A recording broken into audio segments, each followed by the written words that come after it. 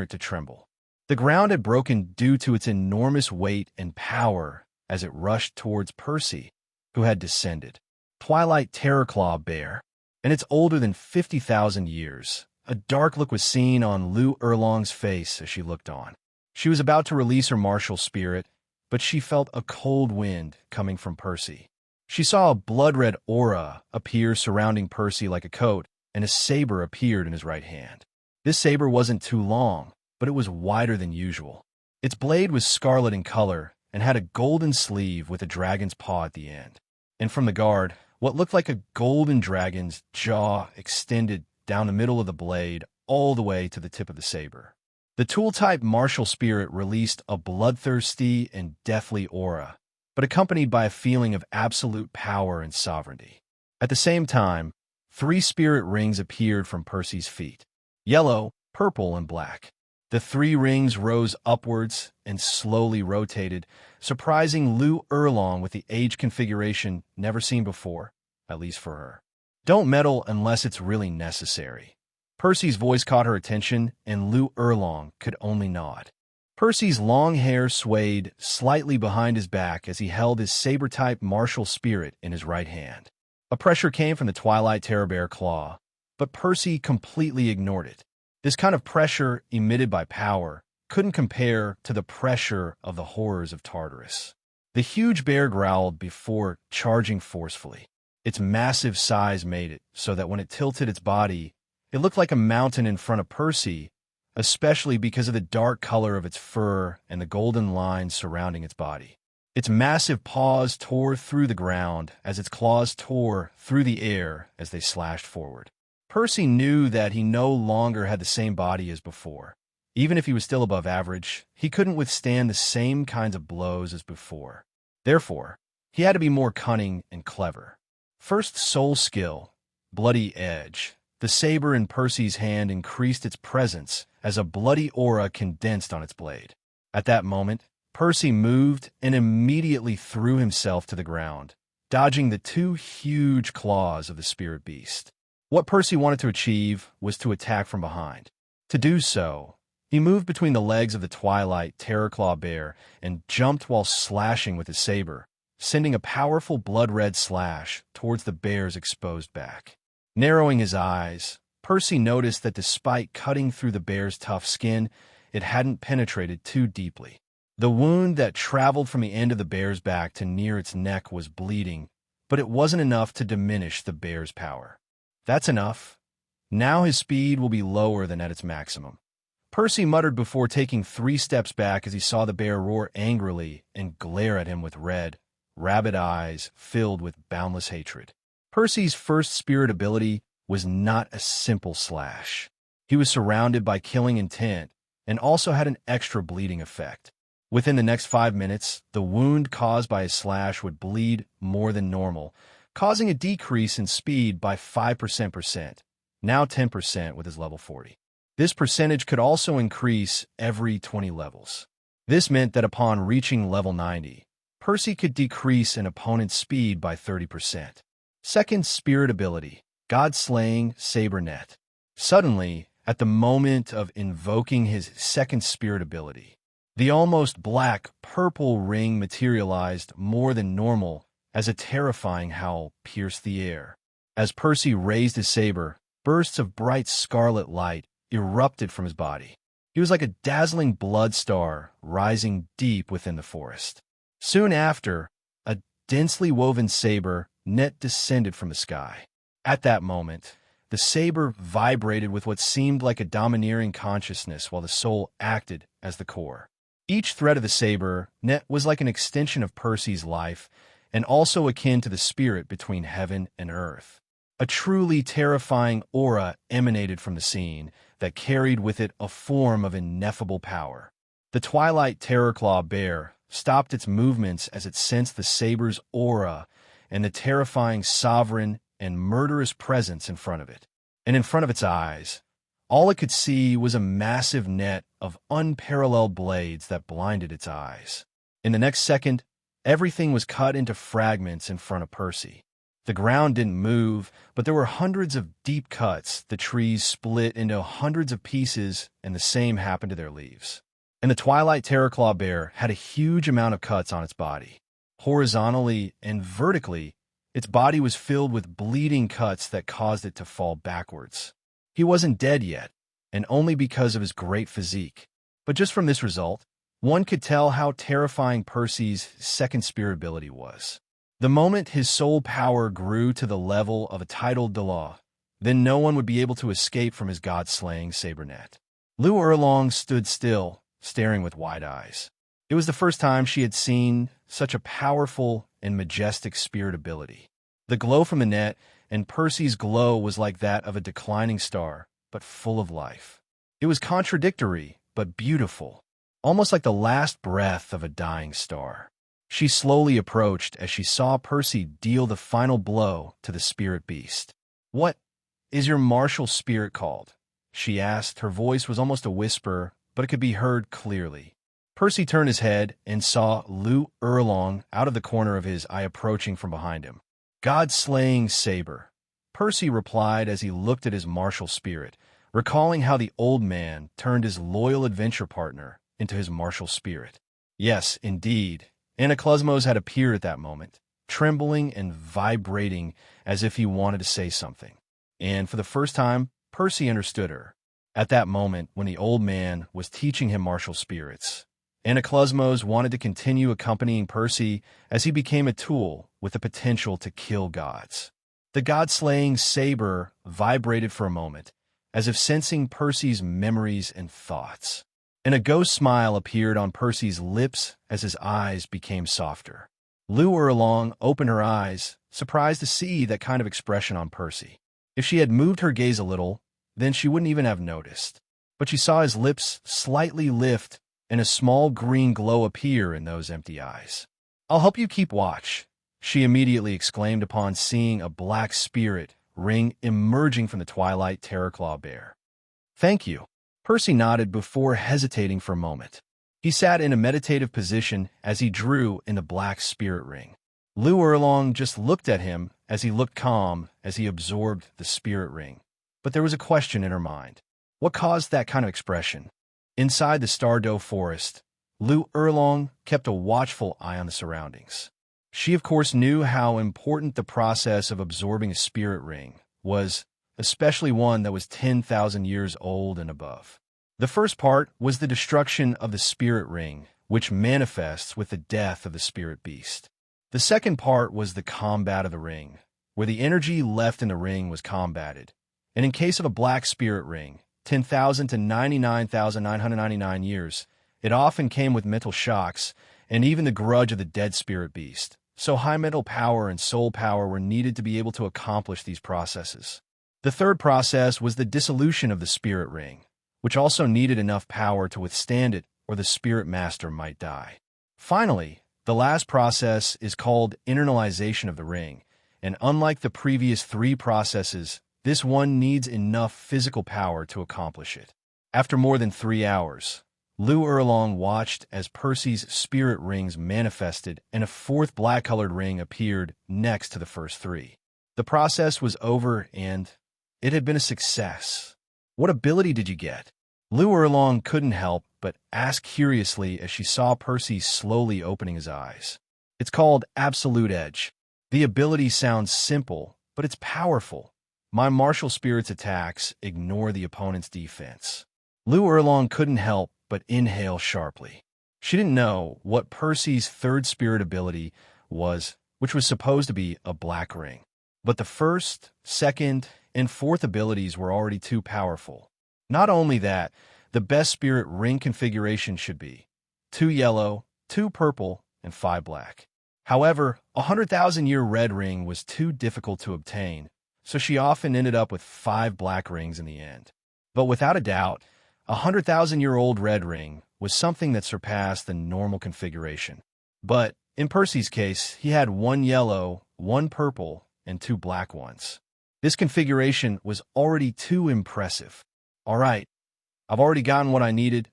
Let's go back," Percy said before he took out his scarlet wings again and soared into the air. Lu Erlong only nodded before following him, looking at his back with a strange feeling in her chest. However, almost at that very moment, the memory of a man's figure appeared in her heart, causing her slightly complicated expression to become much heavier and sadder. Percy didn't know about this. His mind was set elsewhere. Now that he had reached level 42 by absorbing the 50,000-year-old spirit ring, he was one step closer to his revenge. He only needed to reach level 50 in order to begin the Azura God inheritance. At the same time, in the Milky Way, planet Earth was in a process of change like no other. Inside a temple, a woman was watching the news on a huge television. And within the temple's ancient yet gleaming appearance, the television seemed to not fit in at all. Currently, this is the 3rd magnitude 8 earthquake that has happened in the past month. The first was in Norway, then Japan, and just 2 days ago, our country, the United States, just suffered. A woman was recounting the news with a serious expression next to a man. The strangest thing about this situation is that no seismological center of the respective countries in the world has been able to foresee this kind of situation. As the 2 news anchors continued with their work, the woman watching the television gritted her teeth fiercely. Her gray eyes looked stormy as she watched the situation of the world. She, like many others, knew the reason for what was happening. "Idiots! Complete idiots!" she muttered furiously as she clenched her delicate, yet powerful hands into 2 fists. First the situation with Perseus, and now the stupid situation of a civil war between gods. Do they really have such a hard time thinking? Is that man really that useless? In this kind of era, do you really think mortals could worship you like in ancient times? The woman shifted as her wavy hair seemed to float behind her. Obviously, She wasn't even the slightest bit happy with what was happening. "Zeus, you'll only cause unnecessary deaths and trouble," the goddess muttered as she calmed down and rubbed her forehead. Since 3 years ago, she wasn't happy with the situation of the Greco-Roman pantheon. First, Ares and Zeus colluded to frame Perseus for the rape of 2 camp half-blood campers and threw him into Tartarus. As the patron of heroic endeavor, this sort of thing was unacceptable. Even if Perseus, in her opinion, was not the best choice for her daughter, this was only at the beginning. She watched as the immature youth slowly grew into a man, a hero who might be hard to beat. In fact, if it weren't for how surprising Ares and Zeus were, she would have helped Perseus in every way possible. He deserved it. Now, however, Zeus wanted mortals to worship them again like in ancient times. He wanted to make the gods appear before mortal eyes again. However, that was foolish. Nowadays, humans would not sit back and watch gods descend into the world. They would do anything to defeat the gods. Some would even think of getting their hands on some divine power, so they could become gods themselves. Because of this, the pantheon has been splitting into the camp of those who wanted to maintain the current state and the other, led by Zeus, who wanted to be worshipped as before. The current discontent and strife had caused disasters all over the world. The current earthquakes were just a few next to the storms at sea and air disasters. Athena knew that the world would change, and not only in terms of beliefs, but the planet was about to be changed. And she understood that if this continued, even the continents could collide and cause irreparable damage to the planet. And with Gaia sleeping, the planet Earth might not be able to heal properly. "I have to do something. If this continues, then..." Athena inhaled a breath of air before sighing tiredly. But as she wanted to rest a bit and think of a possible solution, 3 presences made the hair on her neck stand up. "Who?" she exclaimed angrily, but immediately calmed down upon seeing 3 old women appearing in her temple. "Even if it's you, appearing like this is disrespectful." "Apologies," Clotho muttered as she nodded. She and her sisters understood. "Sadly, this is no time for labels, Athena." Frowning at the slightly worried expressions of the old women of fate, Athena pressed her lips together. "What's wrong?" Lachesis decided to answer. "A while ago, before Perseus Jackson was born, we had already glimpsed his destiny. He was supposed to defeat Zeus, causing the pantheon to remain in good standing. But we never thought that what happened when he was sent to Tartarus would happen," Atropos continued. "That wasn't supposed to have happened. Perseus, as king of Olympus?" Athena raised her eyebrows as she looked at the fates in shock. The 3 old women nodded together. "About 3 months ago, we discovered that Tartarus had decided to test Perseus and sent a horde of monsters to chase him all over Tartarus. At that time, he had lost an arm and was cornered near chaos." Athena immediately turned pale, realizing the repercussions of all this. If Perseus lived even in Tartarus these 3 years, then he could still be given help to fulfill his destiny. But now, at that time, his thread of fate disappeared completely. It's not like it was destroyed or evaporated. It just vanished as if it was taken from our hands. "A day ago, we fell into a sleep," Atropos reported after waiting for Athena to digest the information a bit. "Sleep? You guys?" Athena asked in surprise. Sleep was only an option for the gods, unless they were too exhausted. And sometimes they would fall into a dream when they saw something that could happen. But for the fates to fall into a dream was simply unheard of. "We saw Perseus, but..." The 3 fates frowned. "He is alive without a doubt.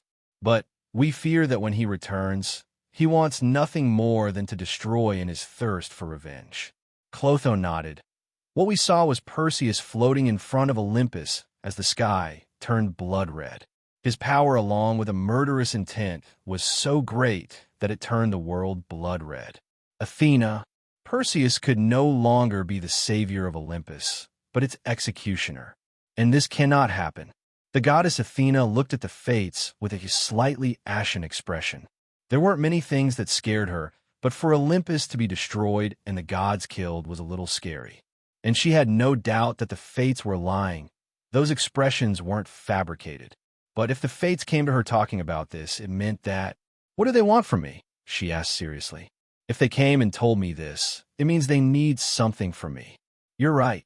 The fates nodded at the same time. "We need a god capable of reaching Perseus. The place where he is far away, but it is possible to reach him. And currently, the only person who could do it, well, you know about her." "I don't quite understand." Athena frowned. The fates sighed. "Yes, we are sorry, but we hadn't finished talking yet. She is being watched for belonging to Hestia's group. Ares and Zeus are planning against her to turn her into a mortal and not interfere in the battle."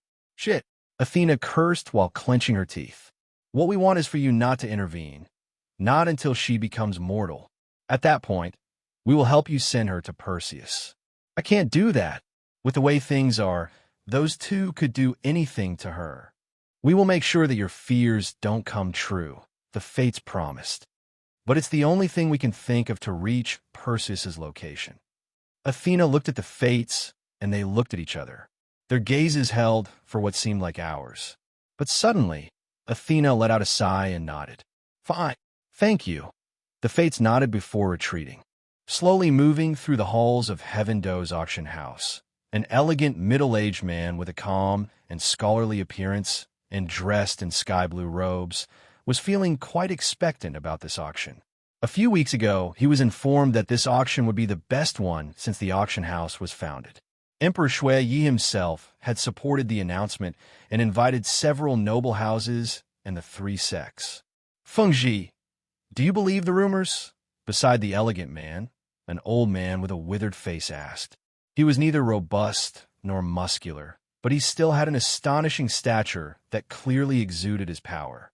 His muscles and skin were withered, his eye sockets were deep caves, and if seen late at night, it would simply be like an immense skull. On his scalp, there were only a few strands of white or gray hair. "Grandpa Bone."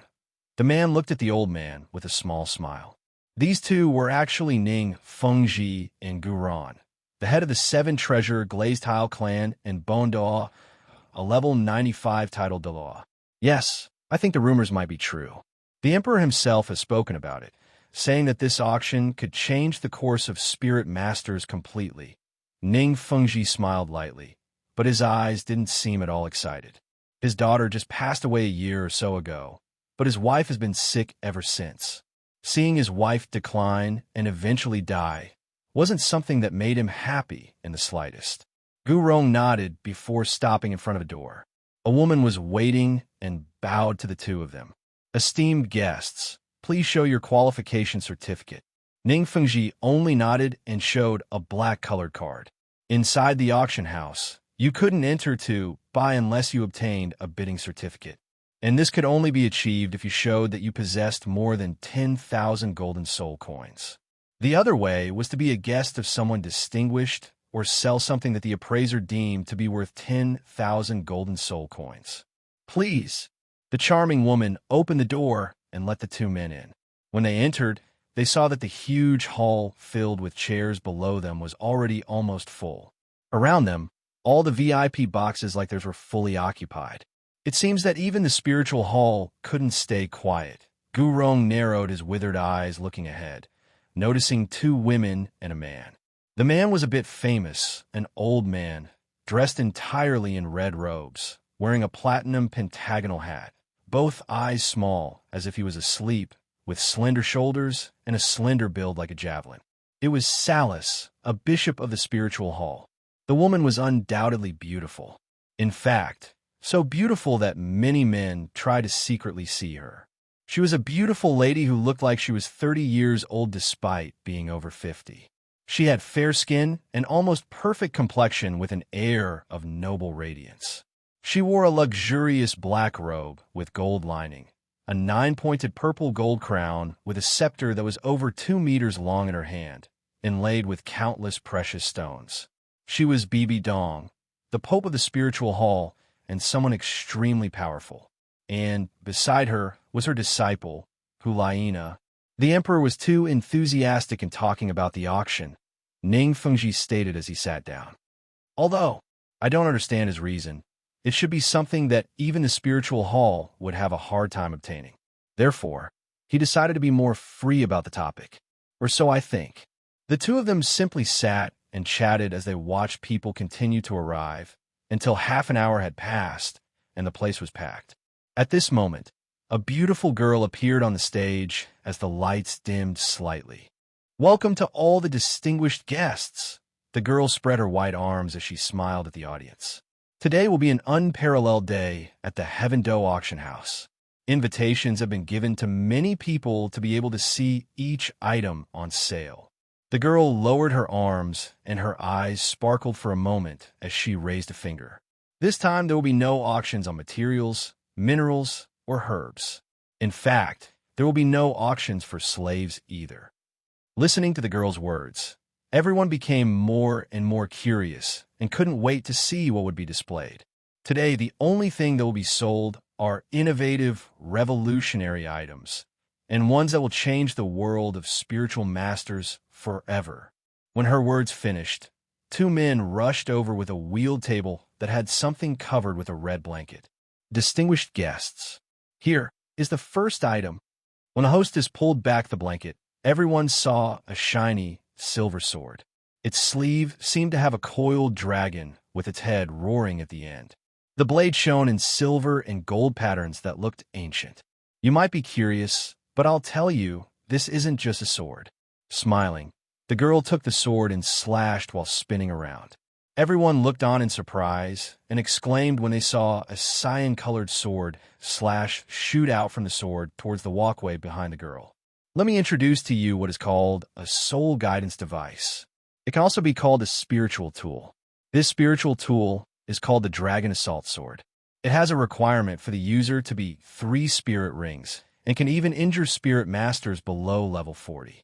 And it's important to note that even if you are an auxiliary spirit master, you can still use this spiritual tool.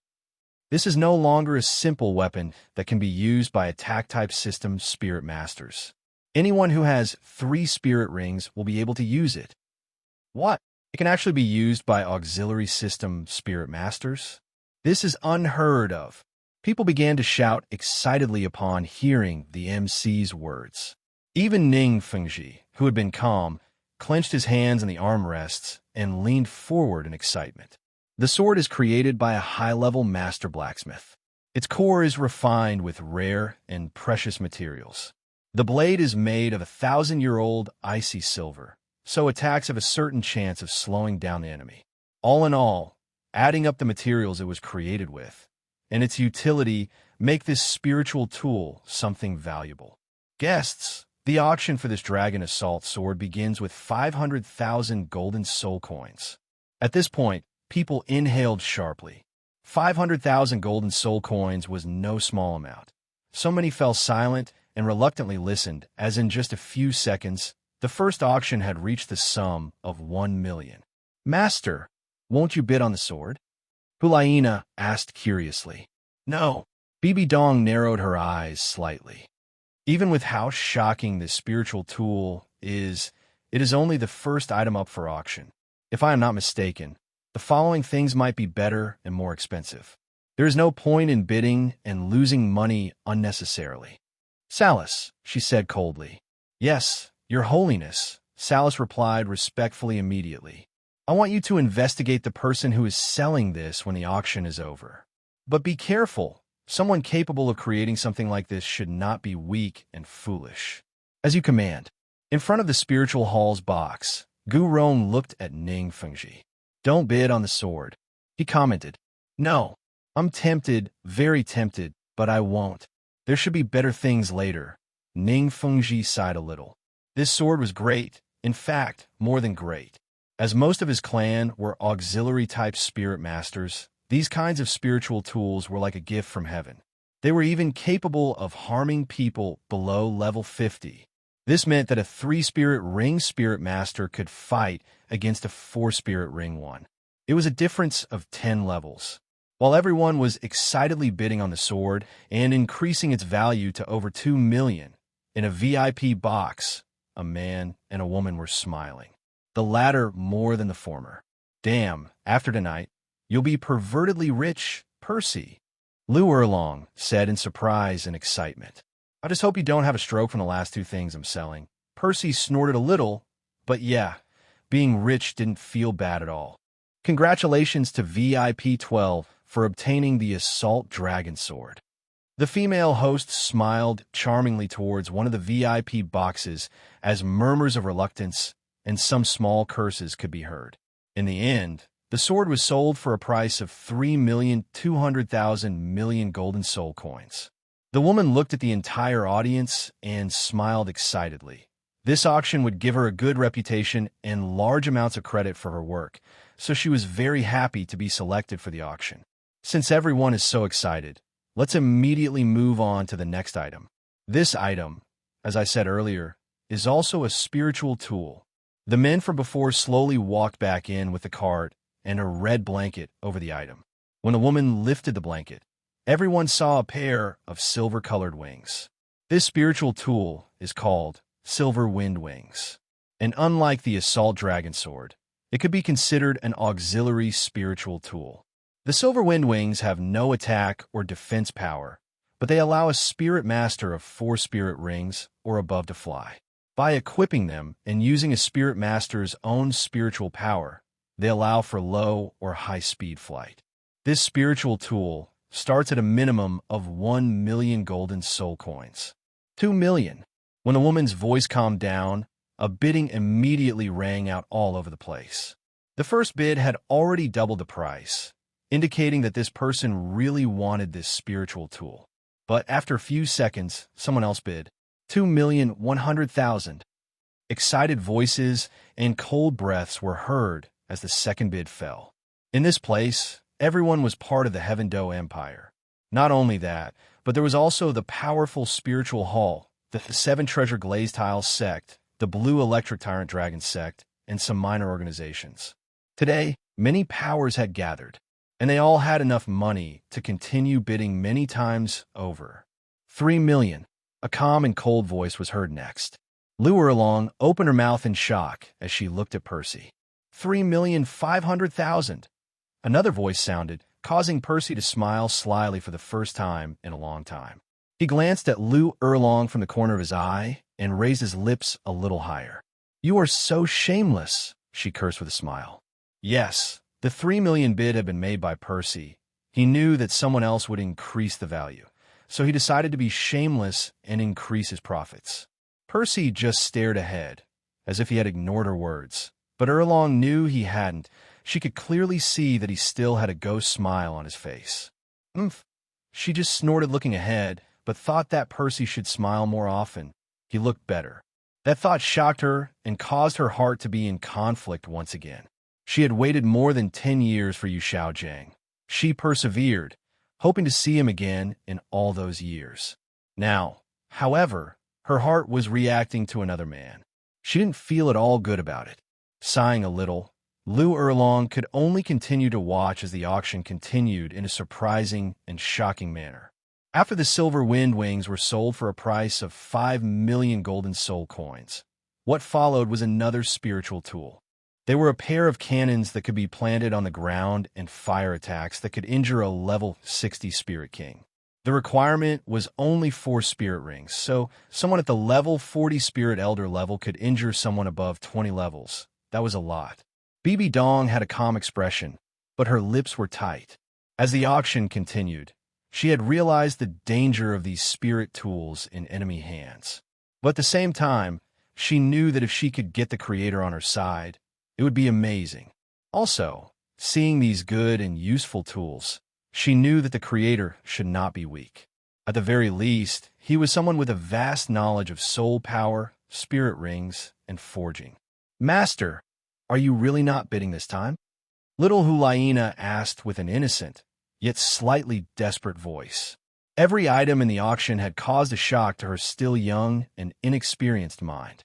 Now, she was even watching as a shield-shaped spiritual tool reached 5 million golden soul coins. Relax. I'm waiting for the right time. Also, even if we don't get anything from the auction, we'll be able to buy the creator if we find him, which I don't think will be that difficult. At this point, the people who have obtained a spiritual tool were blushing with joy. But At the same time, those who ended up empty-handed were gritting their teeth and cursing the local tyrants. They were so frustrated that their livers hurt. Ladies and gentlemen, this time I will present the last spiritual tool before moving on to the two most important items of this auction. The woman smiled as she once again pulled back a red blanket. What everyone saw was a strange, deep blue belt. Many looked on in anticipation. 2 bracelets had already been sold that looked incredible. So even if the belt looked simple, it should have something that made it extremely valuable. This time, one of the men who brought the spiritual tool stayed and put it on his waist. Everyone watched as the man released 4 spiritual rings. Yellow, yellow, purple, purple, and black, indicating that he was a spiritual king who could be above level 51. In the next moment, the blue gem in the center of the belt lit up and the man was enveloped by armor. This dark blue armor was filled with a kind of streamlined elegance and covered every part of the spiritual ancestor's body. 3 pairs of dark blue wings quickly spread out behind his back and shot out blue light to stabilize his body that had risen up. His helmet was like a dome that covered his head, and even his face was covered. There was an opening on his forehead, and there was a pale blue jewel in that opening. This spiritual tool is unlike any previously displayed and sold. It can also be called battle armor, and only someone with 5 spiritual rings or above can use it, the woman exclaimed excitedly. Among its abilities, it allows the user to fly, increase their attack power by 10%, increase their defense by 10%, and their speed by 30%. Esteemed guests, I won't continue with any more superfluous things. The price of this battle armor is 10 million golden soul coins at the first bid. At this moment, Ning Fengji no longer held back at all, shouting in excitement as he issued a bid of 11 million. At this moment, only the sects, the Heavendo Empire, or more specifically, the Emperor sitting in a VIP box, the Blue Electric Tyrant Dragon sect, and the Spiritual Hall could bid without any problems, so everyone resisted their curses and listened and watched attentively. 12 million. Yu Yuanzhu, the clan head of the Blue Electric Tyrant Dragon sect, immediately increased the bid. 13 million.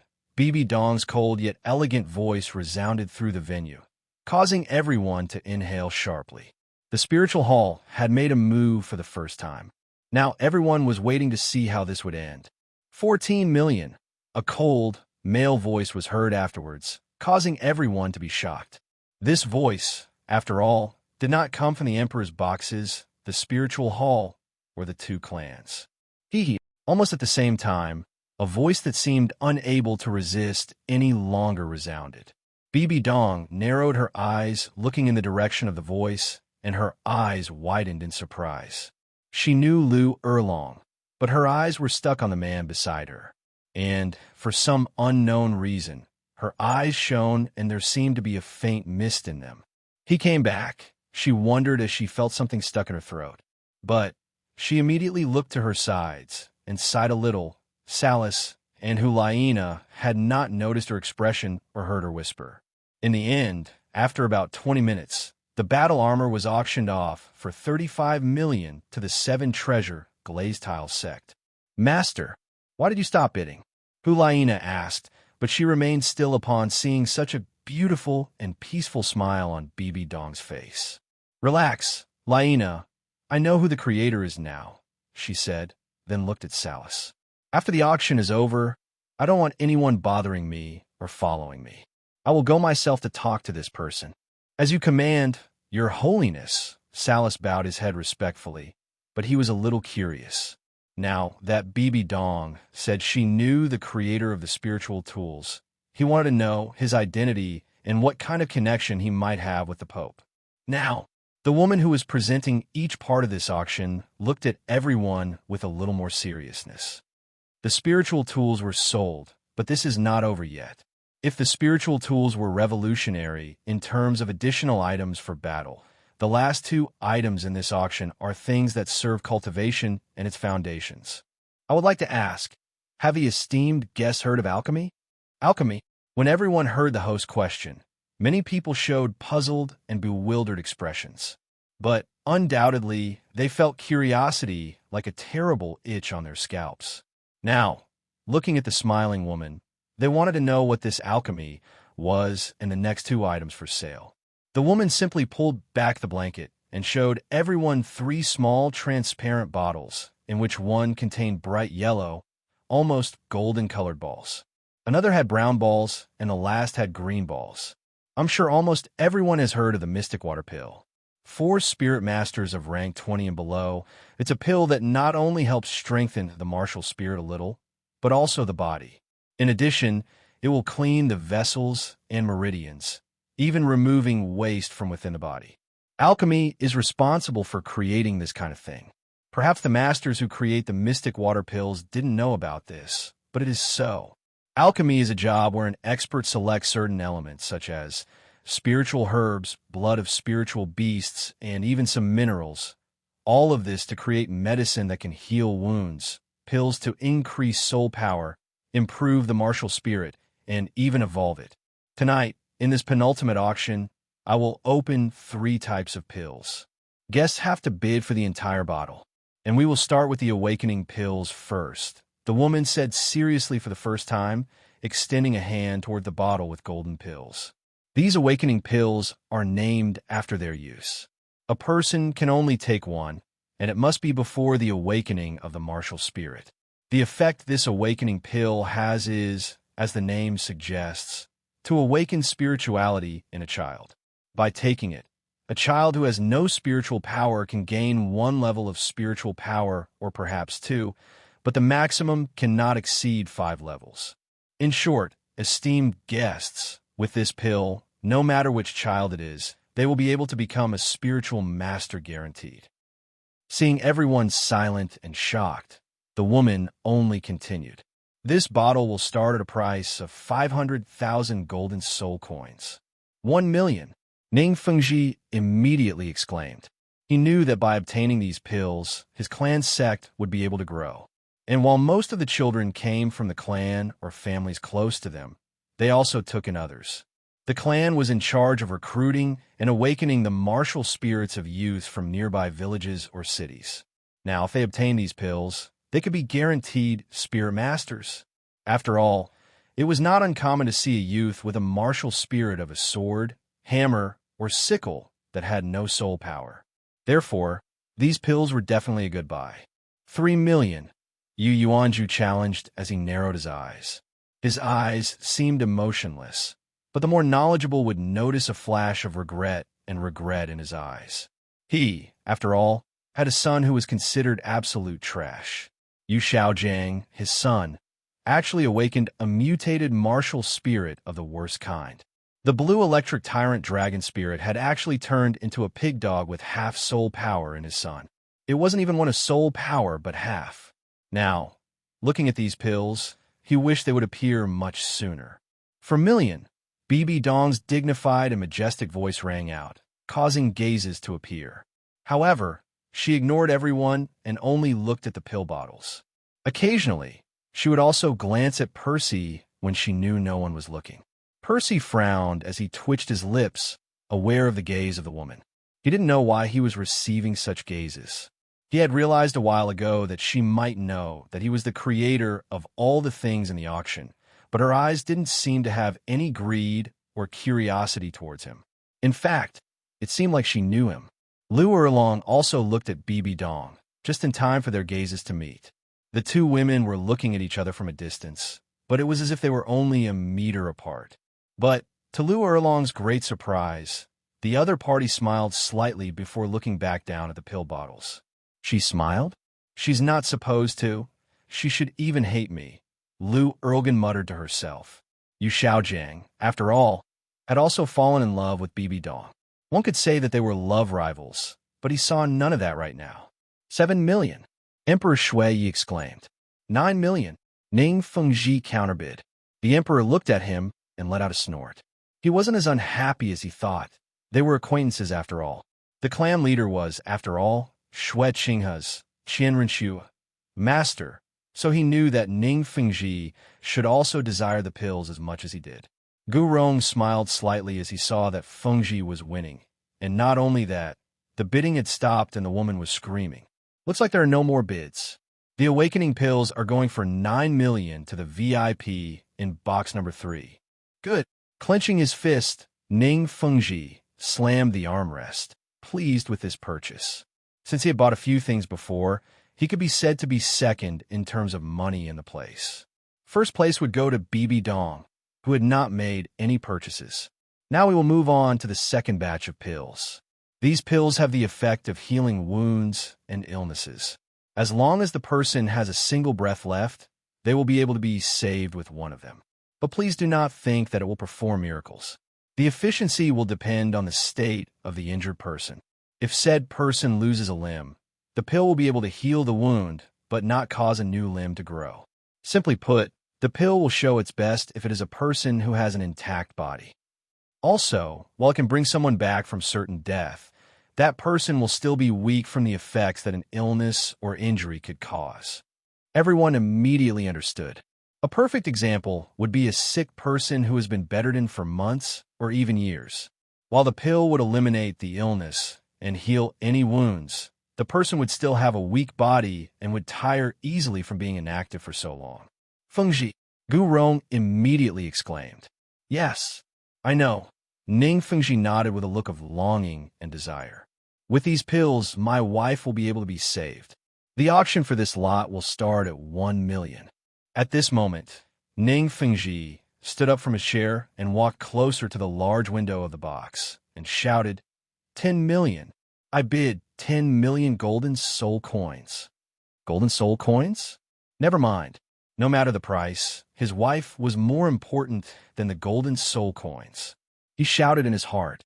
He didn't mind throwing away his entire personal fortune to obtain those pills. Bibi Dong just remained calm. Even if she wanted a bid, it wasn't worth it. As the Pope of the spiritual hall, she knew about the man's wife's problem thanks to the spy network she possessed. In the end, no matter how much she bid, Ning Fengji would continue to fight for the pills. Even Yu Yuanzhu knew this and shook his head slightly. Leave it. There's still a batch of unknown pills that might be useful, he muttered to himself. 11 million.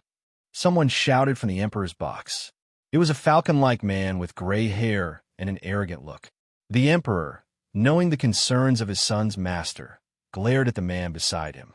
He felt ashamed of his brother and immediately slapped his face. Idiot, do you want to antagonize the 7-treasure glazed tile clan? The Emperor hissed in a low voice and stared coldly at his brother. Shui Qinghe, Qian Rinqiu, shook her head as she looked away from her foolish uncle. She didn't understand why there were people who seemed to not have such a low IQ. Having IQ is so good. Avoid getting into trouble, the disguised Qian Rinqiu muttered her heart. She knew that although the 7-treasure glazed tile clan only had 2 title daw, their reputation, wealth, and total members were better and greater than the rest of the clans/sects within the continent. Therefore, even the Emperor was careful with how he treated Ning Fengji, even more so when the man was his son's teacher. And in regards to Ning Fengji, he didn't even pay attention to them. He simply bid 12 million before waiting and looking around the entire huge auction hall before sighing when it was apparent that he would win. With this, the auction for the third and final bottle of pills had finally arrived. These were pills that helped a spiritual master's foundation. In some cases, some people didn't lay their foundation calmly enough or had a process that wasn't refined enough. So in later stages, they had problems and many bottlenecks. Spiritual foundation pills helped improve those foundations at any level, even being able to give a certain percentage of breakthrough to the people who took them. This meant that if a person had a bottleneck, this pill would help them break through it and reach a new level. Even a level 90 spirit Doola could break through with enough luck and reach the long-awaited and longed-for level 91 title Doola. These pills might even be more valuable than the others that were put up. However, with all said and done, no one expected the last auction to be so shocking. When the hostess showed a small bottle that only contained a single golden-colored pill, and the small lid was opened, a spiritual and herbal aroma filled the huge hall. In his VIP box, Percy couldn't help but raise the corners of his lips and look proudly at the golden pill and the reactions it brought to everyone. In that temple within the chaos, he didn't know how much time had passed, but the old man taught him how to cultivate soul power, alchemy, blacksmithing, creating spiritual tools, and various other things. This pill, of all things, was something quite special, and not only because of the ingredients needed, but because of the difficulty in preparing it and its usage requirements. This is the last thing our auction house will be introducing. Its name is the Nirvana Pill. Unlike the previous pills, this one can only be used after a martial spirit awakens, and the person must not have trained before then. By taking it, the person will undergo a rebirth in life, tempering their marrow, bones, organs, muscles, and skin. It will also nourish soul power and spiritual power. Finally, by going through all these changes, the martial spirit will undergo a positive change and will make it evolve into something higher. Percy, can that pill really promote spiritual power? Lu Erlong asked in astonishment. Yes. Percy answered in his usual icy tone. Lu Erlong inhaled sharply. There was no mistaking soul power for spiritual power. The former was the power that all spiritual masters cultivate to increase their spiritual levels. After absorbing the surrounding energy of the world, it is compressed again and again within the body of the spiritual master. And that is one of the reasons for the slowdown in cultivation when someone reached level 40. The higher the amount, the harder it is to compress, and thus it takes much longer. Spiritual power, on the other hand, was something a bit more complicated. Currently, it is only used to control emotions and focus/observe a user's surroundings. More talented and higher-level people could already use it to intimidate or simply increase their power a bit. However, people of the current era had no idea that spiritual power had to do with the spiritual sea, a place within a spiritual master's mind. Therefore, a person with control and great spiritual power could use this power to directly attack someone's mental sea or exert much greater control over spiritual abilities. Spiritual power was also divided into levels: spiritual origin realm, spiritual connection, spiritual sea, spiritual abyss, spiritual domain, and divine origin. And to become a titled law, a person needed to have at least reached the spiritual abyss realm. And there was something more important. As long as you had powerful spiritual power and a strong body, you could surpass the age set for some spirit ring. If the third ring had an optimal age of a maximum of 1,800 years, then it could be surpassed with stronger than normal spiritual power and body. Now, however, even if spiritual power was something that not everyone had extensive knowledge of, it was still important. And it didn't even seem to be the important thing in this case. What made everyone salivate and bid like crazy was the evolution of the martial spirit, which under normal conditions would be practically impossible. Since the beginning of martial spirits, very few people have gone through an evolution, which was different from a mutation. The so-called martial spirit mutation occurred when a child was born to a couple with different martial spirits. It is also one of the reasons why clans on the continent prevented their younger kin from marrying people who possessed a martial spirit that was too different. Mutation, after all, could be both benign and malignant. Evolution was also called second awakening, where the martial spirit could gain new properties, attributes, etc. This almost always ended with the martial spirit having a much better path, and thus making the spirit master stronger. One example was the two clans/sects within the Heaven Do Empire. The Blue Lightning Tyrant Dragon clan could evolve into the Golden Saint Dragon, and although only a small number have achieved such a thing throughout the history of the clan, there were records. In the Seven Treasure Glazed Tile clan, they had the Seven Treasure Glazed Tile Pagoda as a martial spirit, but having only 7 floors, people with this auxiliary-type martial spirit could not surpass rank 79. But in the history of the clan, there had been its evolution, the 9-treasure glazed tile pagoda. This allowed its user to reach the title of Doola. In the end, an evolution was something that everyone desired, thus they were not afraid to drop all their money into bidding. "Can you make me one?" Lu Erlong asked. Knowing that it shouldn't be easy, she thought she had nothing to lose by trying to ask for a pill. "No," Percy immediately replied. No matter if he seemed to get along well with the woman beside him, he still didn't trust her. In fact, the only reason he didn't stop her from following him was that he didn't really care. If she tried to screw him over, well, he would just use all his strength to try and kill her. He was no longer the Percy who tried to save everyone. He was no longer the naive young man who seemed to trust easily. No, not anymore. Having gone through hell and endured for 300 years only made him more cautious, cold, and ruthless. 50 million. 50 million has been offered by the Spirit Hall. The woman presiding over the auction exclaimed excitedly. 50 million at one. Looking at everyone, he exclaimed, expecting them to raise the price further, but that didn't seem to be the case. 50 million at 2. 50 million at 3. Fine, the Nirvana Pill has been obtained by the Spirit Hall for 50 million golden soul coins. What are you going to do with all that money? Lou Erlong asked. It's none of your concern, Percy replied as he stood up from his chair. The auction had ended, so he didn't need to wait too long. He would just go get his money and return home. Oomph. With a snort that showed his annoyance, Lou Erlong walked out of the VIP box before heading towards the exit. She knew that Percy let her accompany him simply because he didn't care one bit, but that made her want to accompany him even more. However, she herself knew that a person had their limits. So instead of following him again, he chose to return to his home in the forest behind his academy. As he walked out, Percy ignored the feeling of being watched, heading towards the place where he would withdraw all his money. With everything sold, he had earned almost 100 million golden soul coins. Of course, the percentage that the auction house earned would have to be deducted before he could take his money, but he would still have a large amount of money to use.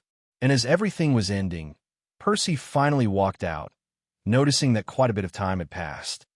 The golden crow headed west, the bright moon rose east, and the calm moonlight gently spilled over the capital of the Heaven Do Empire, as if it had dyed the entire capital with a misty tulle.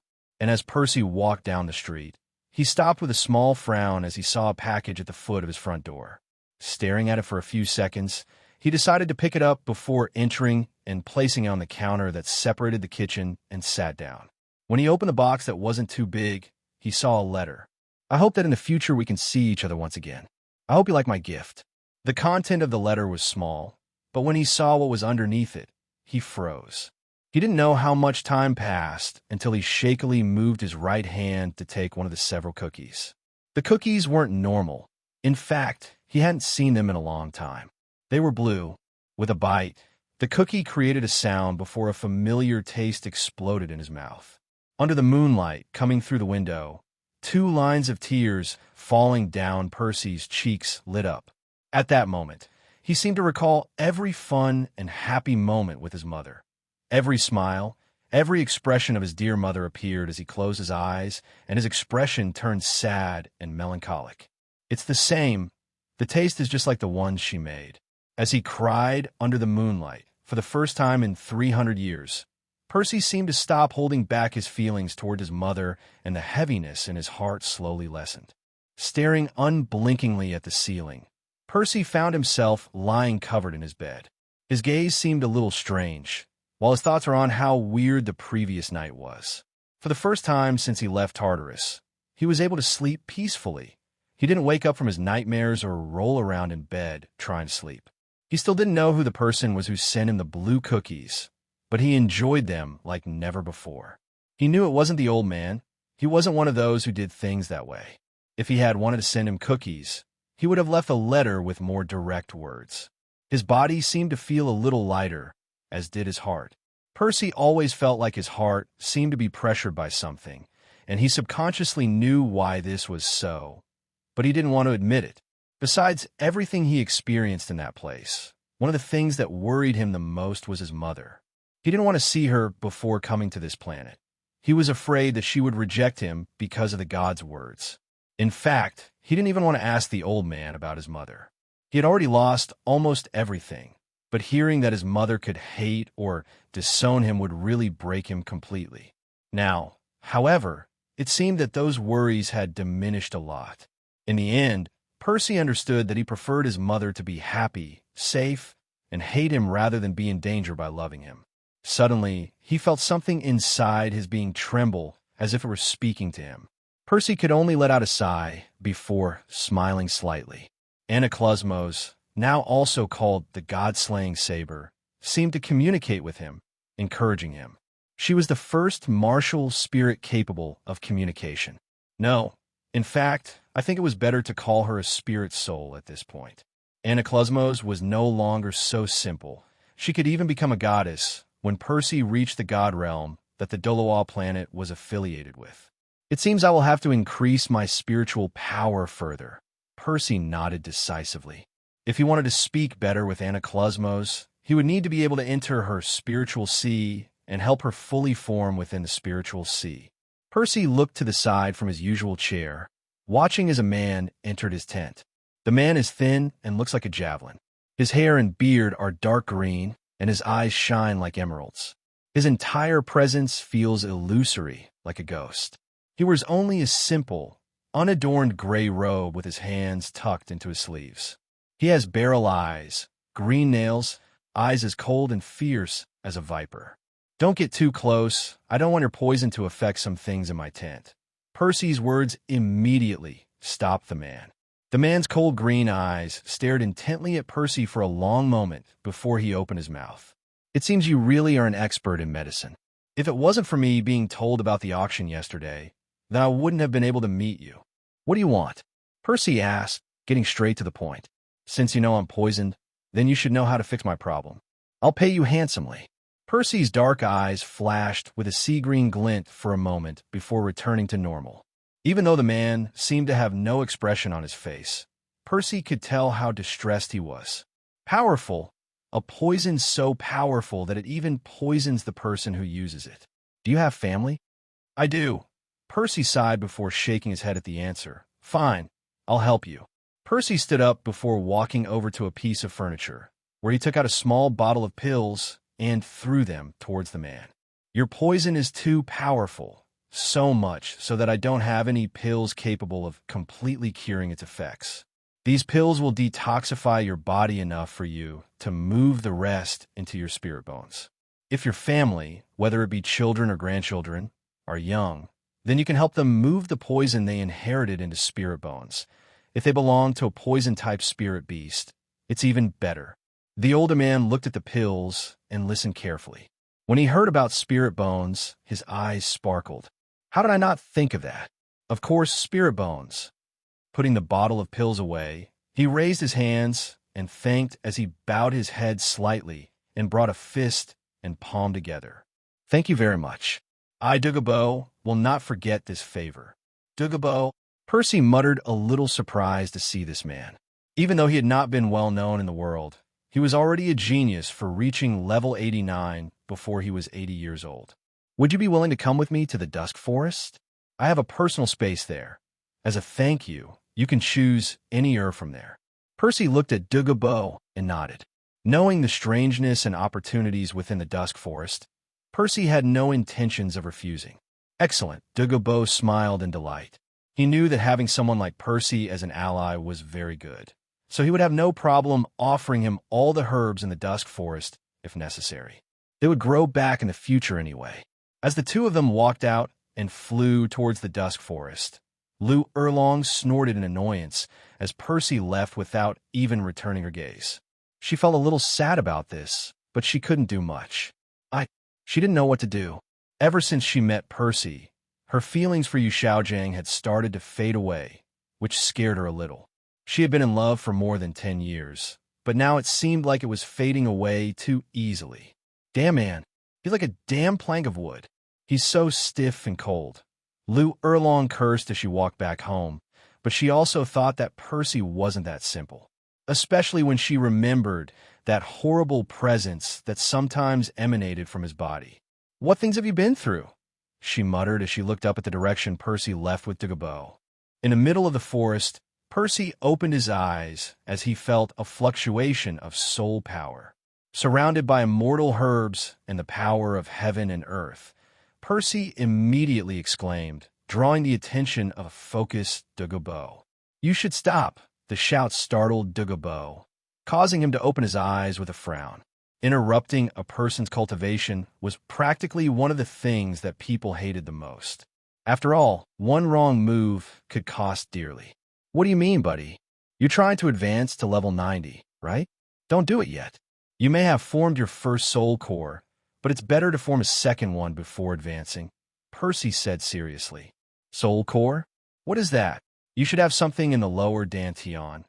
If not there, then in either of the other two most important places, on the side of the heart or in the center of the head.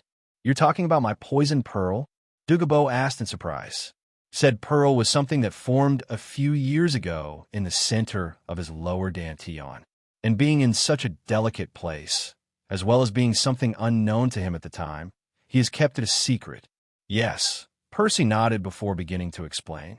The soul core is a metaphysical condensed energy crystallization of spiritual power or bloodline essence that indicates the advancement of the martial soul's understanding or the evolution of the bloodline to a higher life stage, as well as the foundation of cultivation. Depending on the source from which the soul core is condensed, the possessor's potential is permanently amplified in the path of that source, and the affinity with that source increases. The soul core functions as a storage and collection unit, allowing the possessor to slow down the rate of loss, recovery of its source. This is also one of the reasons why your poison is so strong. It probably increased in power from what it was before. The soul core is also something that a spirit master must form at least one by the time they have 7 spirit rings. This will give you a chance to become a titled Doola. Now, however, a person can have up to 3. Percy looked seriously at Dugu Bo. He was saying all of this because he could see in Dugu Bo an ally. The man was someone of loyalty and who seemed to repay all of his favors. Of course, ally did not mean friend. Percy would always be on the alert. If you can form a second spirit core, then you will definitely be able to surpass level 96 in the future. I recommend that you condense the soul core in the center of your head, where the spiritual sea is located. It is very dangerous to do so, but it would be equivalent to becoming a level 96 titled Doola in the future, perhaps even a level 99 peerless Doola. Dugu Bo looked at Percy with obvious shock. It was known that the level of titled Doola was divided into several parts. Each level was really difficult to overcome, and there were differences in power. For example, rank 91 to 94 were ordinary titled Doola, and even if they were powerful, under normal conditions, it would be a little difficult to win against a level 95. Upon reaching level 95 and up to 98, such people were called Super Doola or Hyper Doola. Finally, level 99 was referred to as Peerless Doola or Limit Doola. But within the Limit Doola, there are also 3 categories at certain times. These were quasi-demigod, demigod, and quasi-god. But at this point in era of the planet, reaching such titles, they were like trying to climb a mountain barehanded and without any special powers. At this point, where the Doola planet could not sustain a godlike existence for more than 100 years, only by obtaining a god inheritance was it possible to achieve these levels. And probably only 2 people currently existed at these levels. Friend, could you tell me more? Dugu Bo asked with expectations. Well, a long distance away from the dusk forest, an old man was looking at his daughter with complicated eyes. It had been years since he saw her so closely. In his life, he had done many things, but one of the things he regretted the most was not taking proper care of his daughter. Erlong, a murmur came out of his old mouth, causing Lu Erlong to look at him more closely. Hey, Erlong sighed slightly as he didn't know how exactly to deal with her father. She had come all the way to the Blue Lightning Tyrant Dragon sect just to ask her father some important questions. I came because I have some questions. Well, Yu Luomian nodded. Come in, let's have some tea while we chat. Lu Erlong nodded before entering the house. Yu Luomian looked at his daughter's back with a bit of sadness. As an old man full of experience, he more or less knew what his daughter might ask. That year, when he found out that the woman he had slept with had a daughter, he didn't do much. Why would he have to love her? Was what he asked himself as the mother and daughter. After all, it was a one-night stand. There was no way something like love could emerge from such a relationship. Lu Erlong, however, ended up resenting him for that very reason. His mother, who despite being a prostitute, gave him life, fed him, cared for him with all her heart, and bestowed boundless love on him until the moment she fell ill. And Uluomina knew about all of this. She knew of her daughter's enormous filial love. She knew of her enormous talent.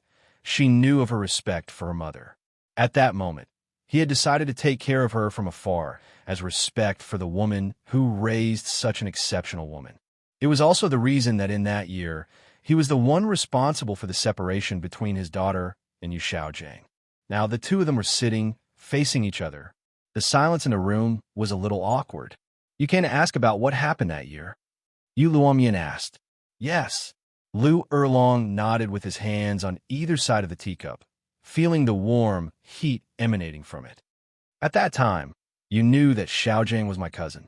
But now that I think about it, you didn't use that to break us up. What you said was, 'How can you marry a piece of trash?' At that time, you were referring to his power, right?" Also, Lu Erlong looked at her father, her eyes condensing on his. "I want to know, did Yu Xiaojiang know that we were cousins?" Yu Lumian stared at her daughter for a long moment before closing her eyes, inhaling, and then letting out a breath of air through her nose. Then, she nodded slowly as she spoke carefully. "He knew, of course he knew.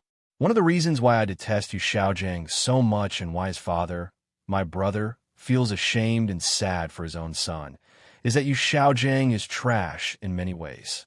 Despite not having a talent for a spirit master due to the mutation of his martial spirit, he still continued on another path, that of a theoretical master. In such a case, if he obtained incredible results, why would we not be satisfied? If that was the case, our sect would have an even greater reputation and everyone would benefit from it. Then why?" Lu Erlong asked almost in a whisper. Her hands were clenched on the teacup, almost on the verge of breaking it. Her heart ached to hear that Yu Xiaojiang already knew that they were cousins at this moment. Because he, Yu Xiaojiang, has actually taken the benefit of others. All of his so-called research is taken from the information within the Spirit Hall during the time he worked there. In the end, he just took said information, did some research, and interviewed a few people before publishing his findings. In the end, a lot of it is plagiarism. And one of his many quotes, "There are no trash martial spirits, only trash people." If that's really so, doesn't that make him trash by his very words? He himself says that his martial spirit isn't trash, but then why doesn't he level up? Yu Luomian shook his head angrily. The reason why he decided to marry you, even though he knew you were cousins, is only because it would make him the boss of the Golden Iron Triangle forever. Plus, of course, having you by his side, supporting him unconditionally. Yu Luomian looked at his daughter, who was now crying in front of him. His hand reached out before pausing for a moment, and then reaching out again to stroke her long, black hair. "I'm sorry. I made mistakes with you and your mother. I've apologized to her, but not to you. At that time, I really didn't want him to follow through with his plans, but I didn't think about your feelings." Ooh, Lu Erlong groaned in pain as she cried. Her clear tears flooded her eyes as they fell nonstop down her cheeks. Her right hand clutched at her chest, as if her heart was in pain and she wanted to forcefully rip it out. Yu Lumian sighed once more before walking over and hugging his daughter carefully, letting her cry all she wanted on his shoulder. This time, even if he'd already thought about that day many times, Lu Erlong still had a little hope that his father would say no to his questions, that Yu Xiaojiang would not know anything. But, generally, reality tends to give people a big slap in the face. Walking through the dusk forest, exactly in the perimeter bounded by Dugu Bo, Percy came upon a very special place. It was a well. The pool was oval, the waters of the hot spring being milky white and vermilion separately. Even stranger, even though they were in the same pool, they remained clearly separated, not encroaching on each other and constantly staying by each other's side. It is said to be one of the 3 great treasure bowls, an extremely rare and valuable natural environment. Basically, ordinary plants cannot grow in this environment as they cannot adapt to the special atmosphere, but certain valuable plants can nonetheless be cultivated. The time required for the cultivation of rare plants would be reduced tenfold. The ice and fire yin-yang well is not just for growing things. At the same time, it had extremely unusual effects on the human body. If humans, or perhaps animals, were to remain beside the yin-yang well of ice and fire, then in a very short time, their bodies would be attacked by two types of extremely potent heavenly spiritual influences. If they did not leave quickly enough, their bodies were destined to burst and die. And Percy, who now stood above the well, did not seem to suffer too much. He wore a frown as his body seemed to split into two colors. But even if he no longer had the hereditary abilities of a demigod, his body was still more powerful than a normal human. At the same time, it was honed and empowered by his soul power and martial spirit. Suddenly, with a wave of his hands, two flowers appeared above them. Both flowers looked delicate, but their effects were undoubtedly powerful.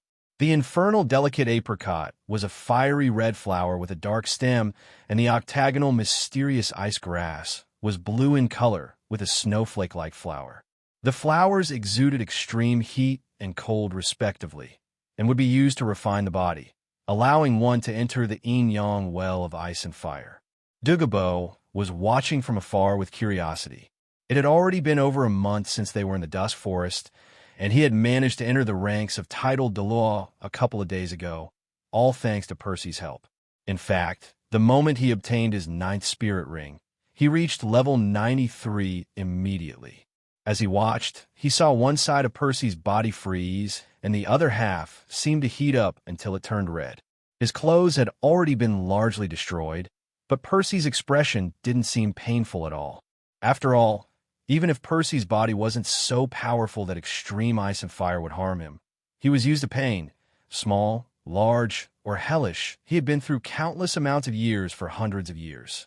It didn't take too long, just a few hours until Percy's body returned to normal. But to Dugu Bo's surprise, he dove into the well. Percy's eyes were wide as he slowly descended down the icy side of the well. It wasn't too deep, but when he reached the bottom, he summoned his martial spirit. The god-slaying saber appeared, bringing a tyrannical aura with it. And with a flick, the ground split, letting the special water from the well enter the ditch. Percy kept slashing again and again until he saw something shining and began to cultivate by absorbing the energy exuded by whatever was there. This special thing was actually bones. Huge, shining, powerful bones that didn't seem to have aged with time. Percy knew this, even if other people didn't.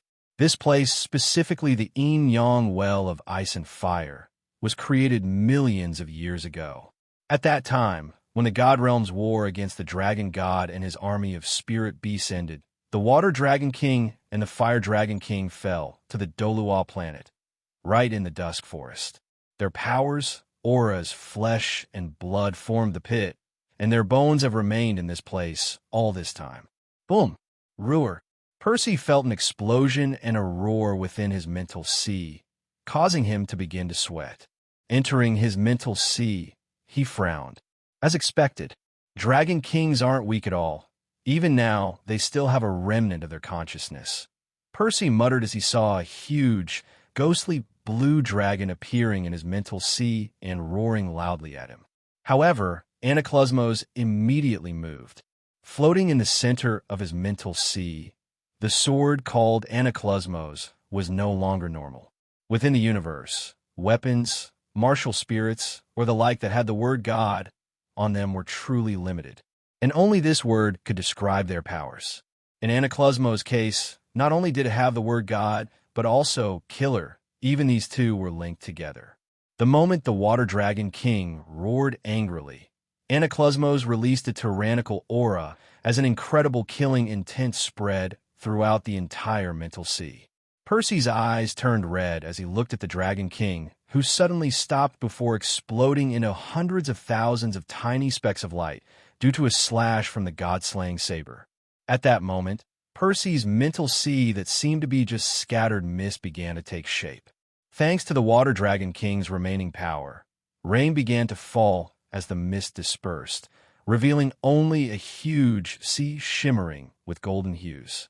Thanks to the power he was absorbing, Percy's spiritual sea was growing as well as his spiritual power and soul power. "I'll bring another dragon for you to kill," Percy commented, watching as Anaclosmos trembled slightly, as if responding affirmatively to Percy's words. Outside the venue, Dugu Bo watched in shock as the yin-yang well of ice and fire decreased in power. The ice side looked much clearer, as if it were more like normal water than anything special, and the fire side only seemed warmer and had a slight reddish hue. And this was only in the span of less than 5 hours. Boom! After a full 10 hours, Percy emerged from the well, causing the water to explode in all directions. His eyes now seemed to have a hint of red and blue in them, while his body looked more powerful and muscular. His soul power, however, had advanced 5 levels with each Dragon King remnant each. He had reached level 50 and only needed 1 spirit ring to reach the rank of Spirit King. As time passed, and the seasons changed again and again, 3 full years passed. Percy's shop was now much larger, having as many as 3 floors, but he always stayed on the first floor, leaning back in his chair as he watched each customer intently, sometimes curiously, and sometimes coldly. Whether it was the Heaven Do Empire and its affiliated kingdoms, or the Star Luo Empire, which sent some discreet people, the spiritual tool and alchemy shop was more famous than ever. The spiritual hall was extremely respectful towards Percy, for some reason that he was completely unaware of. Spiritual tools had also become extremely popular, to the point that many people came asking to be Percy's disciples to learn, but they were all rejected. Lu Erlong had also been a constant presence in Percy's life. Since 2 years ago, she had started bringing lunches every day. At first, he always rejected every advance she made, but in the end the relationship between the two grew closer little by little until Percy decided to accept the lunches. At this point, he had remembered the kindness of people, something he had completely forgotten. And he also couldn't help but continue to see the look of sadness or reluctance that Lu Erlong seemed to hide every time he rejected her. In the moments when he saw her leave and saw her lonely back, he couldn't help but remember how he himself had been rejected and betrayed by the gods, including his own father. Even having gone through hell and his heart seemed dead, after all, there was still a living part deep inside, and she had managed to revitalize his crushed and pain-filled heart. At this moment, the people who worked in the big store were removing all the customers. They were already used to it. Even if they wanted to continue buying or looking at the products, they knew that it was better to leave and wait until after 3, when lunchtime was over. Percy stood up from his chair as he closed a book. His eyebrows raised slightly, and a ghost smile bloomed on his usually cold face. This was just when Lu Erlong appeared in the shop and walked up to him, handing over a small box of lunch. "Thank you." Percy took the box and opened it as he took his chopsticks and tasted the food with his eyes closed. "It's delicious," he said as he tried a piece of lean meat. Lu Erlong smiled as she sat down on a chair behind the reception desk, next to Percy. She also took out a box of lunch from a bracelet and ate quietly beside him. Generally, they didn't need to say much. Both of them seemed to enjoy the quiet and peaceful silence of the empty shop. "Erlong, I need to ask you for a favor." Lu Erlong was surprised by Percy's words. He would never ask for a favor. She had already known him for 3 years, so she knew that Percy would do things by himself for not relying on other people. Now, however, he was asking her for a favor. She couldn't help but feel proud of herself and happy at the same time. "What thing?" "I need you to run the shop for a while I'm away." Lu Erlong almost dropped his chopsticks before looking at Percy in shock. "You're leaving? Why? Where are you going?" "Can I go?" Question after question came out of Erlong's mouth as he looked at Percy with 6 points of worry, 3 points of sadness, and 1 point of annoyance. "I have to do this alone, and no, you can't accompany me," Percy said seriously. In these 3 years, he had already reached level 69 and had become a spiritual emperor, so he had to go there as soon as possible. "But, I'm sorry, Erlong," Percy let out a sigh. "But I really do have to go alone, or there would be no point." "Fine, but you have to promise me something." "What?" Percy asked, looking at Lu Erlong. She looked at him seriously. Go back. You have to come back safely. Percy's eyes widened a little more than normal before he nodded with a full smile. Fine, I'll come back safely, I promise. She nodded before going back to eating, but she couldn't help but feel worried. Within the 3 years, she had figured out a few things, mostly thanks to her father when he admitted to having been watching her from afar. And for a man of rich experience, he had recognized Percy's expression and his eyes. He knew that the young man had suffered some sort of betrayal. Lou Erlong couldn't help but feel worried and think that Percy might be out for revenge. And she wasn't entirely wrong. Erlong walked home looking at the 2 lunchboxes in his hands. While these 3 years have been better than he expected, and time has helped heal his heart slowly, he still couldn't help but feel weak. Despite being someone at level 79 as a spiritual saint, he felt that he was still weak, that with her power, she couldn't help Percy. And in this world, no, in any world, the feeling of weakness and helplessness was one of the worst. Lou Erlong gritted her teeth before entering her house, but frowned as she felt a presence inside. Her eyes narrowed as she looked at the dining table. But the moment she saw the person who had entered, her eyes showed disbelief before her face lost any feeling. What are you doing here? Lou Erlong asked coldly as her soul power condensed around her, and the fire dragon, like martial spirit, began to manifest behind her. The invading person looked at her with a bit of interest, her right hand slowly descending with a cup of tea before placing it on the table. One of her legs crossed over the other before a small smile formed on her features. Do you want me to help you gain more power? Why would you help me? You of all people, Lou Erlong was alert. She knew that the person in front of her would not help her, even if he was the last person in the world. Believe me, you will need it in the future. Besides, if I want to get close to him, I need you to trust me too. I know him better than you do. Lou Erlong frowned before she opened her mouth to reply. While Lou Erlong was talking to the other party, Percy walked into a dark tavern miles away from the imperial capital. In this place, the windows, even if they seemed to be with the curtains open, the light that came in was minimal. The floor was made of dark wood and a bit dirty. The tables were almost full of men with dark and murderous gazes. Percy stood in front of the bar, where a man was serving and looking around, as if he was about to be attacked at any moment.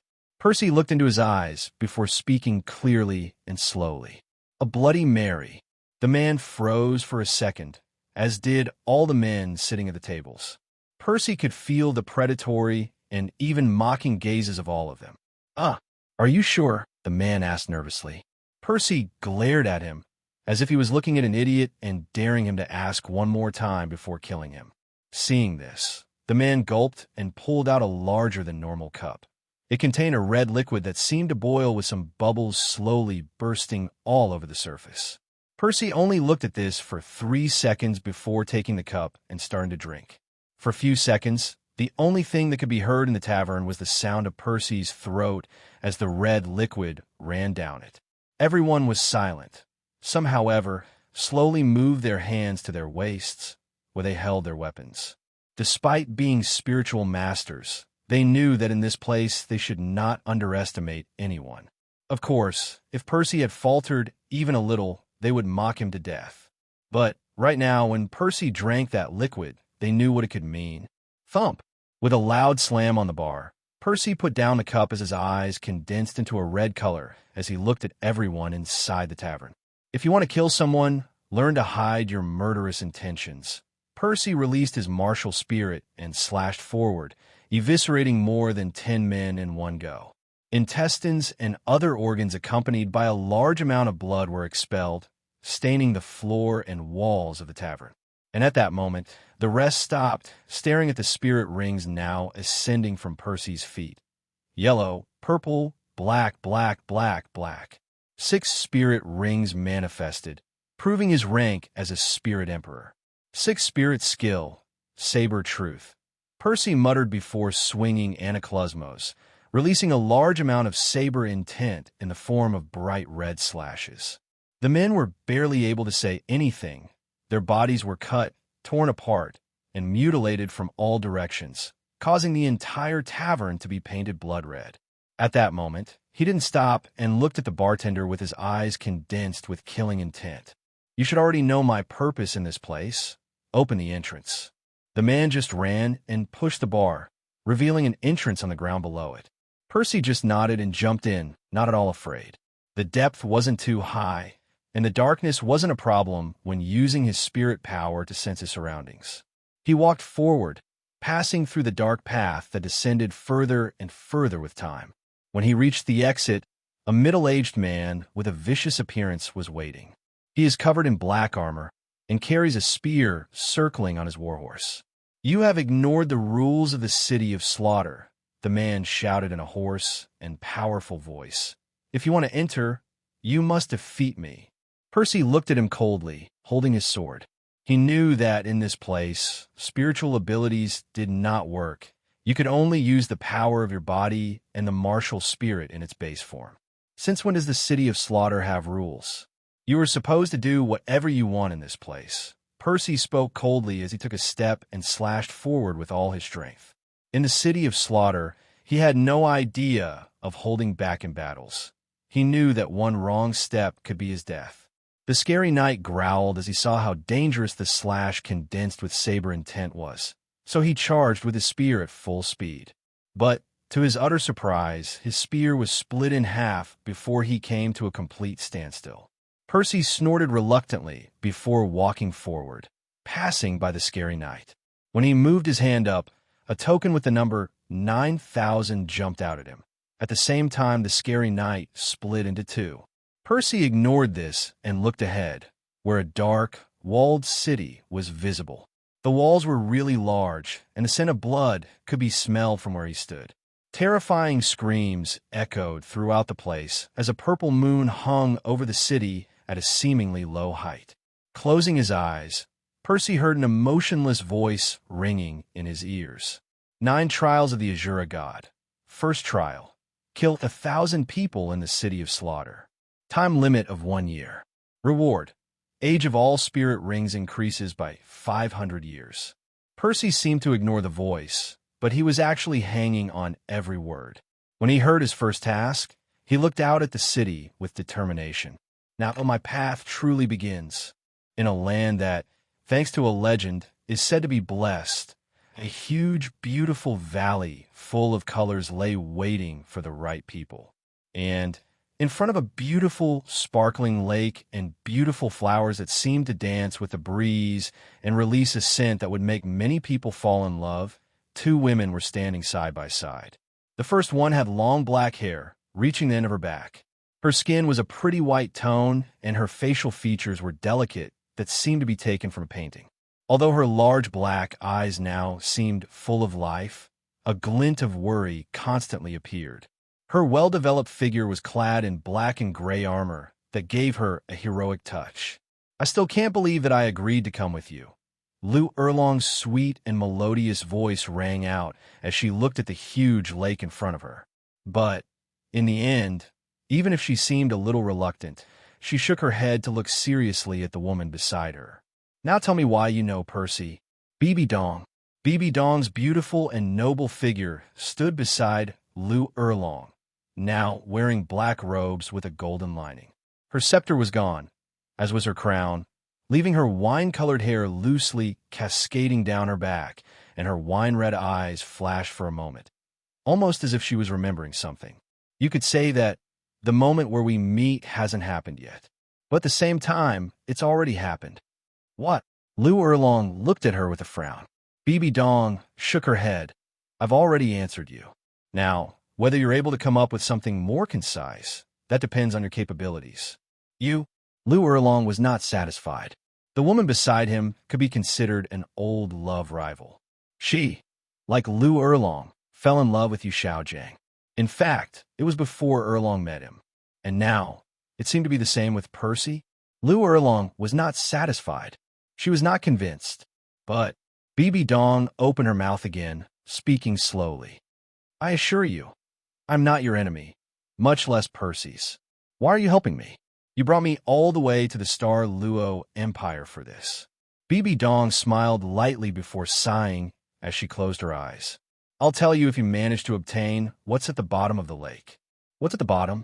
Lu Erlong asked, gritting his teeth at BB Dong's hints and evasions. This place is called the Yin Yang Love Consultation Valley, and it has a bit of a special history. Looking at the huge, glistening lake, BB Dong began to recount the history of the valley. Legend has it that in the god realm, after the goddess of love was betrayed by her lover, her grief drove her mad, and she descended into the mortal world. Heaven and earth were reversed, and the sun and moon turned into a lake. As the goddess of love was betrayed by her lover, she hated all those who betrayed their lovers. Therefore, when these kinds of people entered the Yin Yang Love Consultation Valley Sun Moon Lake, she would become enraged and seek to exterminate them. Only those who were faithful to their lovers could leave this place alive and reap its rewards. All liars would be severely punished. Although the valley contains countless opportunities to obtain treasures, it is also the place where the inheritance of the goddess of love is located. BB Dong now looked seriously at Lu Erlong. If you're able to be accepted by the goddess of love, then you will obtain the power to be able to accompany Percy everywhere. You want that, right? You want to be able to accompany him, to take care of him when he can't do it himself, to be able to defend his back and walk by his side. Then jump, dive to the bottom of the lake, and test yourself against the challenges left by the goddess of love. Lu Erlong opened her mouth to speak, but was forcefully pushed into BB Dong's hand. Erlong looked back in disbelief as she fell. BB Dong, you. She couldn't say anything else as she crashed into the water and stood still. Now that she was in, she might as well give it a try. Anyway, even if she didn't completely believe BB Dong, there was nothing to lose by doing some research. Although she wasn't sure if she could inherit a godlike position like love, BB Dong, who roughly deciphered Lu Erlong's thoughts, only smiled a little sadly as she looked at her hand that exuded a deathly presence. Lu Erlong, if you think love is just sweet and calm things, then you're wrong. Love can be passionate and immortal. It can be the most beautiful thing, but also the most terrifying and dangerous, BB Dong muttered as she looked at her hand before closing her eyes and clenching her fingers a little tightly. I wonder if you could accept me even though you accepted that evil. Hey, little girl, since you accepted a lesser evil, why don't you accept the evil of this seat? A slightly amused, yet seriously mixed voice appeared in the ears of a surprised BB Dong. BB Dong knew what this voice was. She had heard it before. Of course, that time it was a different voice, but the feeling behind it was similar to the one now. It was the voice of God. In a place unknown to mortals, a red-haired woman rolled her eyes at her husband. She moved her hand and forcefully slapped his thigh, causing the man to purse his lips. What? You're breaking the rules. Don't you think Rakshasa feels bad when you're stealing from his heir? Oomph. The man snorted, looking away. I'm a god king. What can Rakshasas say to me? Besides, I think my seat suits her better. All of us god kings control our concepts. My position suits her better than Rakshasas. Azura will split you in half, the woman commented. She dares, the man shouted, both amused and annoyed. But he wasn't afraid. His position was as high as the god Azura's. Therefore, their powers weren't too far from each other. The two remained silent for a few moments. Do you think Amor will accept the girl? The man asked curiously. I don't know. Maybe she will. The woman sighed a little as she remembered what had happened in those times. Why don't you accept her? No. Amor has spent a lot of time locked away. Now that someone decided to go for her inheritance, I won't take away her chance to leave the god realm. She deserves a break, the woman said with a frown. Rakshasa must be so crazy. The red-haired goddess sighed, remembering the differences between her and the Azura God. Let him come fight if he wants. My hands are a little itchy. Moof, moof. The god snorted before continuing to look in front of them, where there was a glowing circle that showed what was happening on planet Doola. Hestia had an angry expression on her face right now, which was very rare to see. At least that should have been the case. For 3 years now, things on Olympus have been slowly changing as the gods made the world suffer. She, as the person who guarded the heart, knew that the current situation was very precarious. The gods, who seemed to have changed thousands of years ago, seemed to be returning to their old ways. Zeus was meeting more and more women again. Poseidon sank fishing boats and all sorts of other things from time to time. In fact, Hades seemed the calmest of the three brothers. Hera, as expected, did not spend a day in peace because of her unfaithful husband. Demeter seemed to remain the same, but in reality, she was getting restless with each passing day, and her anger and hatred for Hades was slowly increasing, still not forgetting what happened to her daughter. Apollo and Hermes were no different from Zeus, meeting women and partying, sometimes even forgetting their duties as gods. When 2 years had passed since what happened with Percy, Hestia felt the need to gather the gods she thought still believed in Percy. Surprisingly for her, Athena was one of them. The other was Artemis, who Hestia knew had a special feeling for her brother's son. Oh, Artemis was a rare case. She was a virgin goddess, someone who repudiated men and would never let them be by her side for too long. However, when Perseus Jackson fell into her eyes that time, when he decided to lift the sky for her, helping in her rescue, she was left with his image in her mind. Of course, that wasn't a crush, but it only took that moment for the goddess of the moon to start taking an interest in the demigod of the sea. And in fact, she was one of the angriest when the Perseus thing happened. Only Hestia, who found out later, knew that she kept an eye on Percy from time to time. But seeing how Ares and Zeus acted, the goddess knew that if she spoke up, no one would support her. At least she didn't know that Athena and Hestia would. Unfortunately, it was 3 against the rest. And Zeus, even if he was an idiot, wasn't completely stupid. He would punish the 3 goddesses, and the rest of the gods would support him. This was also the reason Artemis felt sad. She couldn't even apologize to the person who had earned a place in her heart. And just a few months ago, Hestia underwent a change. She, even being kind, respectful, caring, and someone who cared for others, could still get angry. She was like a mother, regardless of how much she loved her family. If they did something wrong, she would get angry. But this time, the things her family had done was a limit. She had already endured all the things in the past. And now, in an era where wars were few, where people were freer and had more rights, the gods could not intercede as in the past. If the gods showed themselves to mortals, they would fear them as before, but in a short time, they would reveal themselves. Even if they were to lose, they would not stop fighting for what they believed in and their rights. In the end, the world would suffer, and with Gaia sleeping, the planet could have irreparable damage. Hestia inhaled deeply before sighing, her feet moving quickly towards the main hall, where she would have a conversation with Zeus. But she frowned when she saw that the whole place was too quiet. Olympus was too dark, and only firelights illuminated the paths. Suddenly, Hestia's body froze in place, and after a few long seconds, she turned her head forcefully towards a lower part of Olympus. Artemis, she muttered worriedly before an angry scream from the goddess of the moon was heard throughout Olympus. But as she was about to go to said place, she was enclosed by a strange barrier with 3 old women appearing around her. You guys! Staring in shock at the destinations, Hestia showed anger like no other. For the first time in a great many years, Hestia felt a rage rise from deep within her. The rage caused by one of her most beloved family members' suffering caused Hestia to show her fury like she had never done before. Get out! An angry scream came out of her mouth, and her tone was majestic as powerful flames manifested around her, attempting to incinerate the barrier. We're sorry, Hestia. Atropos sighed regretfully. But this is necessary, Clotho said seriously.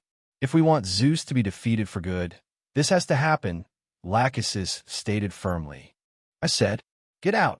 Hestia punched her fist as the flames engulfed the barrier before extinguishing it.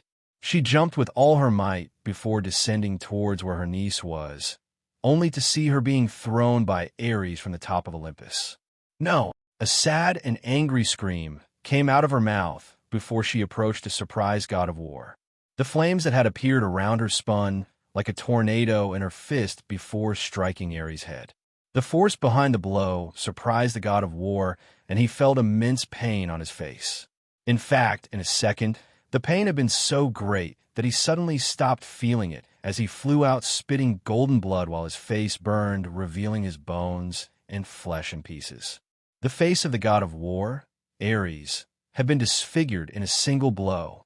Hestia could only look down as her labored breathing made her chest rise and fall.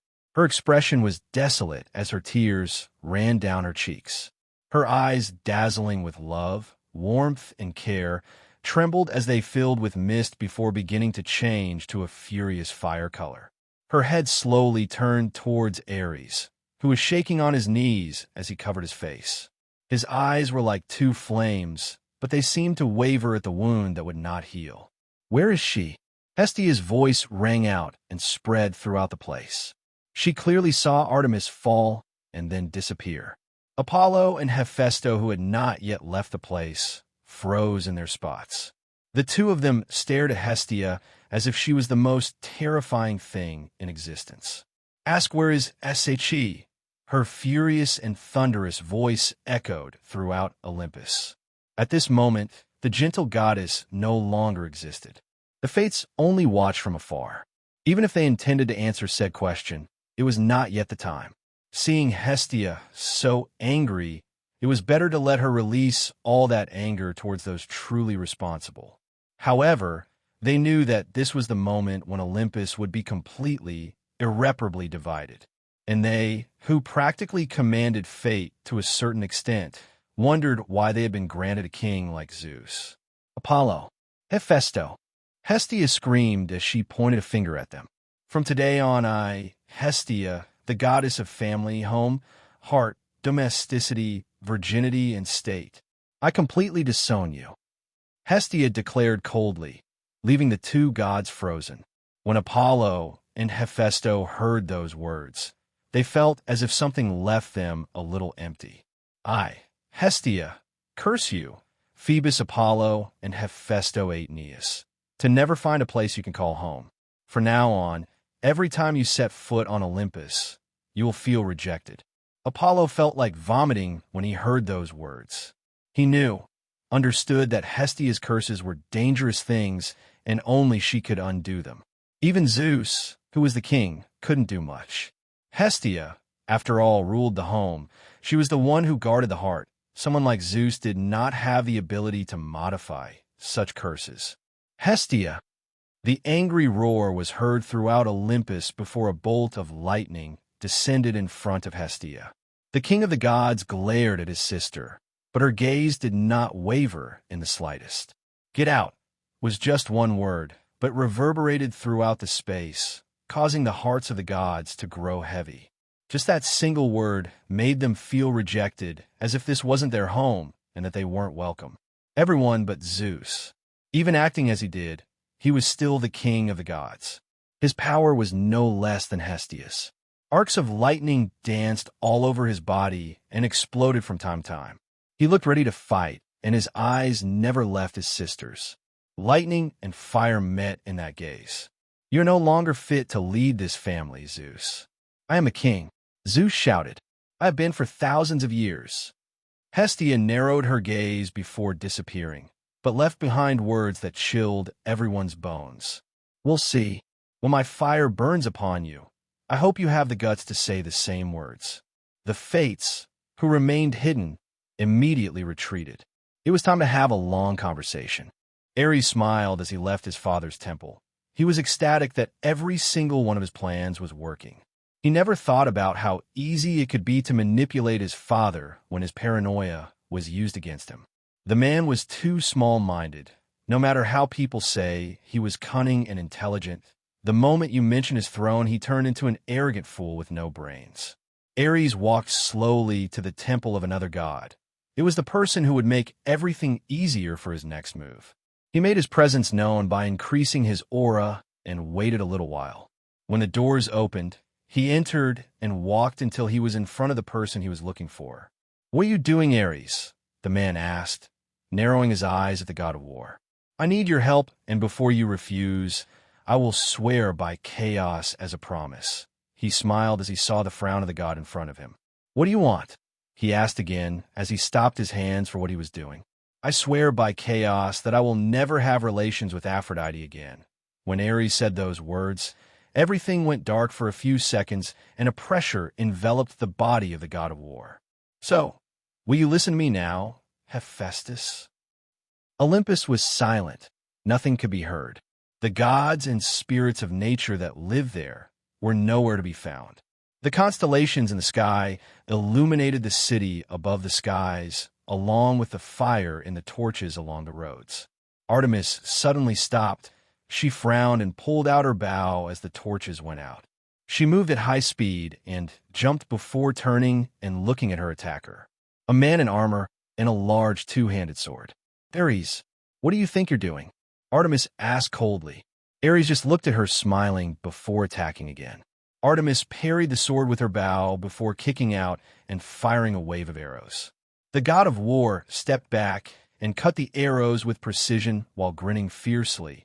He approached and brandished his sword. Artemis skillfully dodged while firing arrows and dodging away. She made a great leap and fired hundreds of arrows in just a couple of seconds, her bow almost looking like a machine gun firing arrows. Each arrow shone with power and cut through the wind, creating whistling sounds that echoed through the streets of Olympus. Ares frowned before swinging his sword and releasing his divine energy, making the arrows explode. Artemis looked at the god of war with a coldness that made the blood and bones freeze. "Fish!" Suddenly, a whistling sound was heard in the distance. Before Artemis could dodge, an arrow had stuck in her leg. "Arg!" She growled in pain and looked into the distance. Her eyes shone with boundless hatred. "Apollo, you dared to betray your sister!" she screamed as she saw her brother's figure in the distance. She never thought her brother would betray her. "I'm sorry, sister, but you've been too rebellious and father is losing his patience," Apollo said softly. His eyes showed a bit of regret as he looked at his sister, especially at the wound he had caused. You trash!" Artemis screamed angrily. Her body began to glow, about to transform into her divine form. But a golden net wrapped around her body and prevented the transformation. She looked at the net, and her fury shot up to a new level. "Hephaestus, you filthy animal!" She looked behind her, only to see the god of the forge with an apologetic look. "You've been too hot-headed, Artemis." She looked at the owner of the voice. She knew him too well. "Zeus!" she said venomously to the man who had appeared in front of her. Artemis smiled coldly. "What will you do? Will you rape me? Like the disgusting trash that you are?" Artemis asked, full of hatred. She couldn't move. She was completely helpless. All she could do was glare at these trash and speak. Zeus frowned. "No, but I will punish you," Zeus said seriously. "You have been too rebellious. I will leave Athena in charge of your hunters. As for you," Zeus moved forward and placed his hand on Artemis's head. Divine energy surrounded them, and Artemis began to change. Her body, that was in the form of a 12-year-old girl, transformed into one of 20-something. Her hair became a little darker, and her eyes darkened a little. "Now I take your domains from you. You are no longer a god. Until you reflect and are obedient, I will not give them back to you." Artemis felt weak, really weak.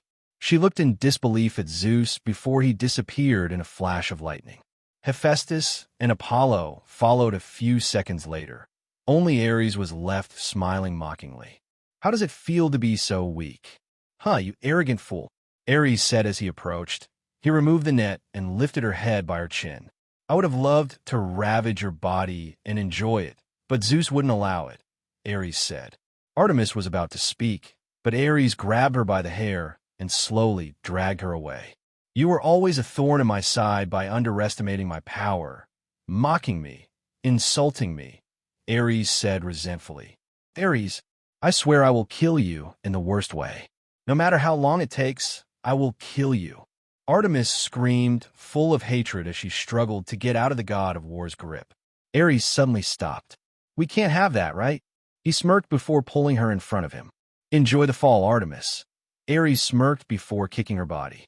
Artemis widened her eyes in disbelief. The only thing she could see before falling was Hestia appearing with her eyes covered in flames, completely angry and hitting the god of war. Artemis watched as her body moved away from Olympus as she fell from the top of the Empire State Building. Her hands moved for a few moments, her hair fluttering in the wind. Her gray eyes now, without their shine, filled with tears as she felt herself falling into the void. Her body was falling into the void, just as her heart was falling into her family. In these moments, when she had no power, for the first time she felt helpless, a true and terrifying helplessness. She was completely helpless. "I'm so sorry. I couldn't apologize," she murmured sadly. She just wanted to see Percy and apologize. Percy, those were her last words, the last word of the ancient goddess of the moon. Her thoughts were only on that person she longed for and loved, on that man she wanted to embrace. With that last word, she was towards the man she loved, with those last thoughts and feelings of love towards that person and boundless hatred towards the very gods he belonged to. Artemis's last words of supplication before everything turned dark were towards the man she loved and stole her heart. "Who are you?" Artemis's ears twitched a little when she heard a voice. It sounded familiar, but her body felt so heavy. The voice sounded as if it was far away, and her eyelids could only tremble for a few moments before she remained still once more. "Oh, calm down. Young lady, I am not your enemy. In fact, it's quite the opposite," an old but kind voice came now. Artemis felt frustrated.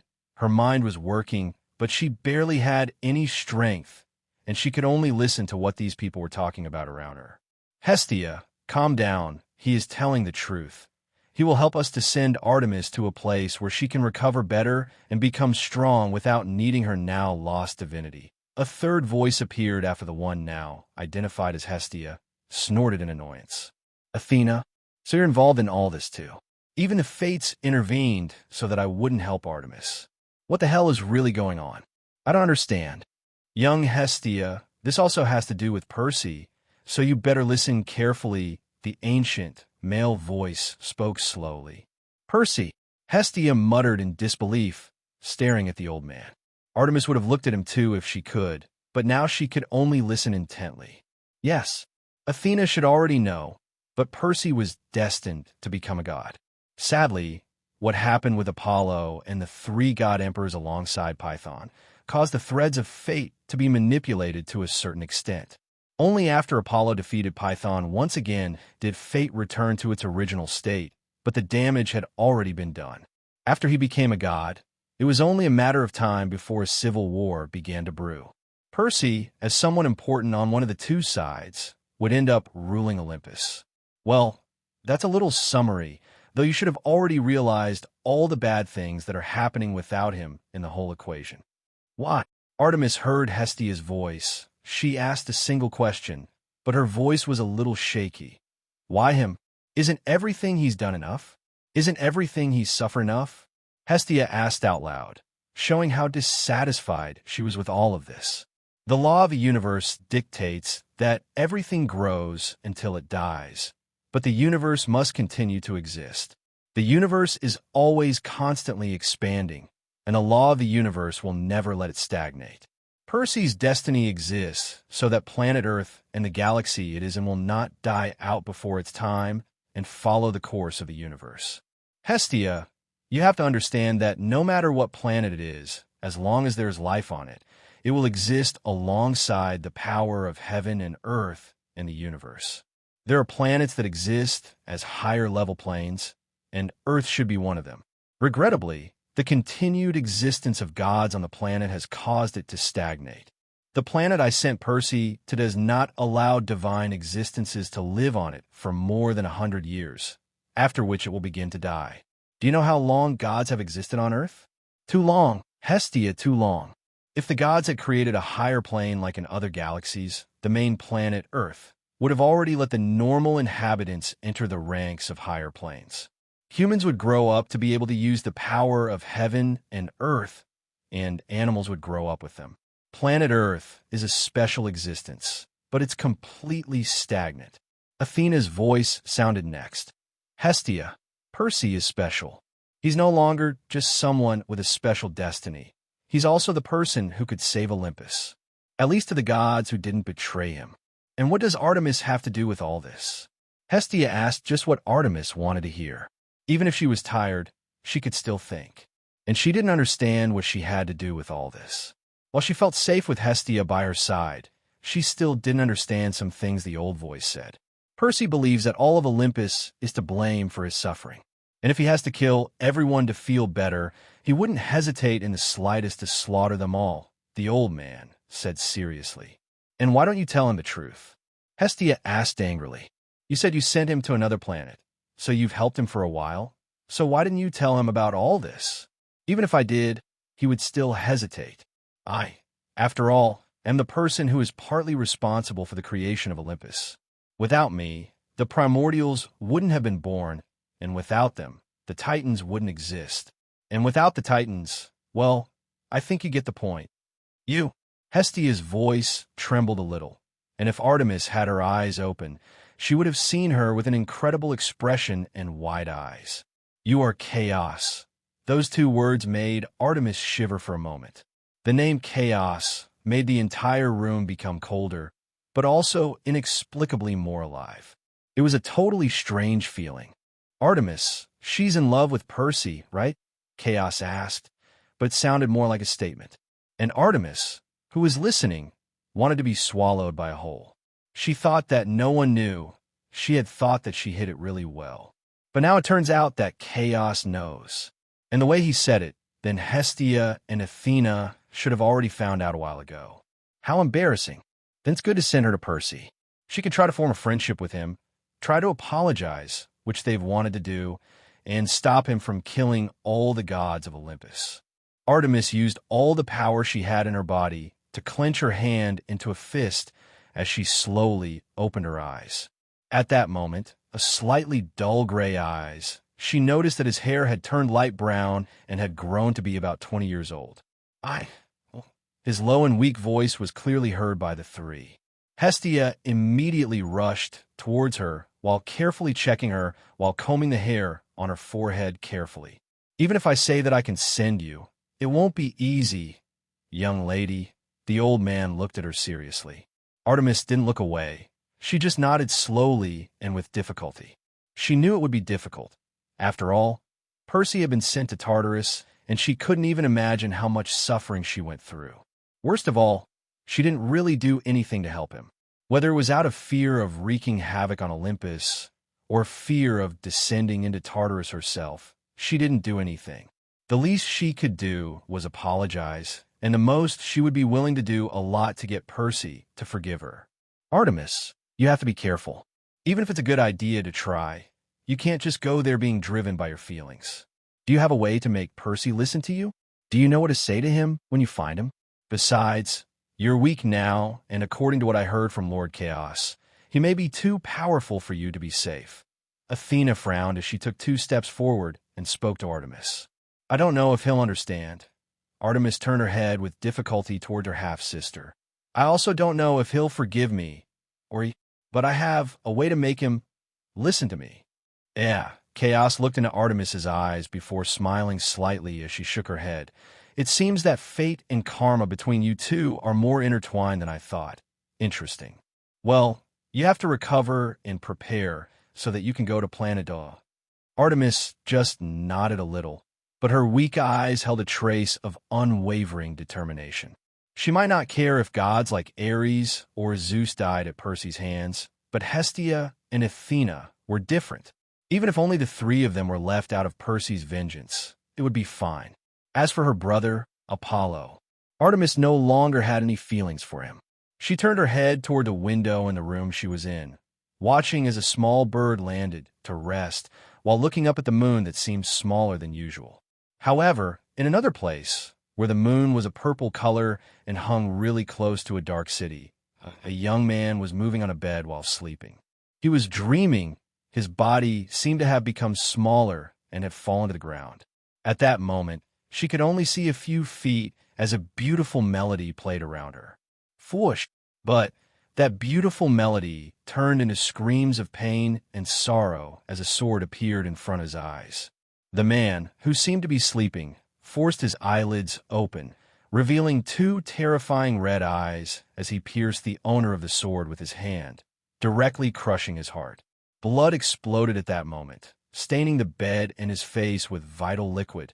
and without blinking once or hesitating even a little, he pulled his hand out before dropping the body of a man dressed entirely in black onto the bed. Trash. A single word came out of his mouth before he decided to get up from the bed and leave the room. The Slaughter City is a place where there are no laws. It is a place where murder, rape, robbery, and all kinds of criminal activities occur. As long as you have the ability, you can do whatever you want. In the city, all spiritual master skills are ineffective. In order to survive, one must use one's own physical strength and instinct. Spiritual power can be used as a source of strength. The Slaughter City is a black city with a purple moon hanging over it with a dark sky. The city is divided into the inner and outer city. The center of the city is the truly lawless place. In the outskirts of the city, casual killing is not allowed. Only those who have survived the Hell Slaughter Arena have the qualifications to live in the inner city. And in the deepest and highest part of the Slaughter City, the Slaughter King rested on his throne. He was a tall, muscular, pale man in a scarlet coat. His eyes were blood red, and his features were domineering. "Sir, the man killed a Gar man again. How do we proceed?" The Slaughter King looked at the woman who had knelt in front of him, his cold eyes staring with a bit of annoyance. It had already been months, almost a year, since this man had entered the Slaughter City and killed one of his knights in the process. The Slaughter King, however, was not that angry about it. Even if there were a couple of rules in the outer city, it did not mean that this place was not in fact a paradise. He simply left it, even more so after killing hundreds of people and obtaining 100 victories in the Hell Slaughter Arena. The young man had earned the title of Bloody Tyrant for his tyrannical methods of slaughter. No matter if it was a man or a woman, no matter if there was even one left in the arena, the young man killed them mercilessly. The arena worked in one way. 10 people would enter the arena and fight each other. The victor would get 1 victory. If someone won 100 times, then they had the right to leave the city of slaughter. The other path was the so-called Hell Path, where at the end you could obtain the right to enter and leave the city of slaughter whenever you wanted, as well as use your spiritual abilities and, above them, the obtaining of the domain of the God of Death. The latter was something that a person needed to obtain in order to be considered an heir to take the trials of the Azura God. Only 8 people have achieved this, but leaving aside Percy, only one has been chosen to take the trials of the god. Leave it, and I won't repeat it again. Don't find trouble if he doesn't give you trouble, the king of slaughter exclaimed. He knew that the city guards would also look for trouble themselves. Tyrant! Tyrant! Tyrant! Excited screams rang out throughout the Hell Slaughter Arena. The people who had handed over a Bloody Mary to watch the battles were excited to be able to see the famous Bloody Tyrant kill again. Percy's now red eyes stared coldly at each of his opponents, 3 women and 7 men, all over level 70 soul power. In this place, even if you couldn't use soul skills, soul or spiritual power could be of help in battles. And Percy hadn't yet gone through the path of hell, even if he had already achieved the necessary 100 victories. Percy watched as everyone approached him at the same time. They all ran at top speed while releasing their martial spirits. Narrowing his eyes, Percy moved as he released all of his killing intent forward and appeared holding one of the men's heads in his hand. Under Percy's enormous power and speed, the man's head exploded like a melon on the ground. Quickly, surround him, a female voice echoed in the arena, but Percy had moved once more. Anaclosmos appeared on his right hand as he spun in a circle, pushing back all of his opponents before closing in on one of the women. He held the slender wrist before bending the slender arm and breaking it. He didn't stop, though. With another movement, he had lifted the woman up and used her as a meat shield as he saw a staff and spear approaching his position. Bang! A loud sound was heard as organs fell to the ground from the woman's now torn-apart body. Her heart had been pierced by the spear, and her abdomen exploded from the enormous power contained in the staff. Percy couldn't be considered a maniac, but his mindset had completely let loose upon entering the city less than a year ago. This place was filled with scum, bandits, rapists, and all sorts of people who were better off dead, and Percy knew it. Thus, all of his hatred, sadness, and rage was released on these people. "Don't come closer," a weaponless man shouted as he took a step back, but before he could do anything else, Anaclosmos had stabbed in and pierced his skull. Percy jumped up and grabbed his sword before slicing the man in two. His face and hair were already covered in blood as he smiled at the sight of the rest of his opponents. No matter how much he resisted, he couldn't help but place these people as the gods who betrayed him. He wanted to tear them apart. He wanted to cut their flesh and drink their blood. He wanted to kill them all. The spectators just watched in excitement, screaming and raising their arms as their eyes, filled with fascination, watched blood splatter everywhere and limbs being cut off. No matter the gender, every opponent of Percy died without a complete body. At last, seeing the blood on his hands, the limbs, organs, and remains of bodies under his feet, Percy walked out of the arena. He was done with the battles for the day. He had nothing else to do in this place. Besides, he didn't want to see the scene that followed. The moment Percy walked out of the arena, some people jumped straight onto the battle stage.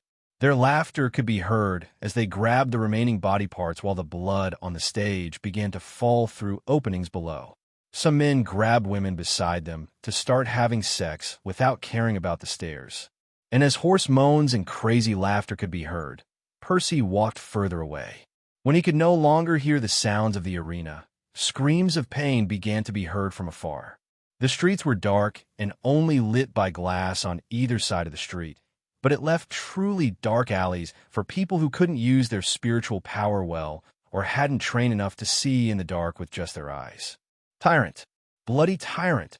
A man jumped out from one of those dark alleys and tried to hug Percy's feet. A strong kick dislocated his jaw and sent him flying back. Frowning in annoyance, Percy entered the alley and saw the man, who must have been in his 30s, but he was wearing rags and his skin was almost sticking to his bones. The whites of this man's eyes were an ugly yellow color, and his teeth were crooked and rotten. "Boo! Hi, Mary," the man muttered as he crawled along with what looked like a piece of arm. It was a chewed-up bone with flesh and skin hanging off of it. "Please." "Boo, hi, Mary." Having his jaw dislocated made it difficult for him to speak, but Percy understood. The so-called Bloody Mary, the cup he also drank in order to enter the city of slaughter, was actually human blood.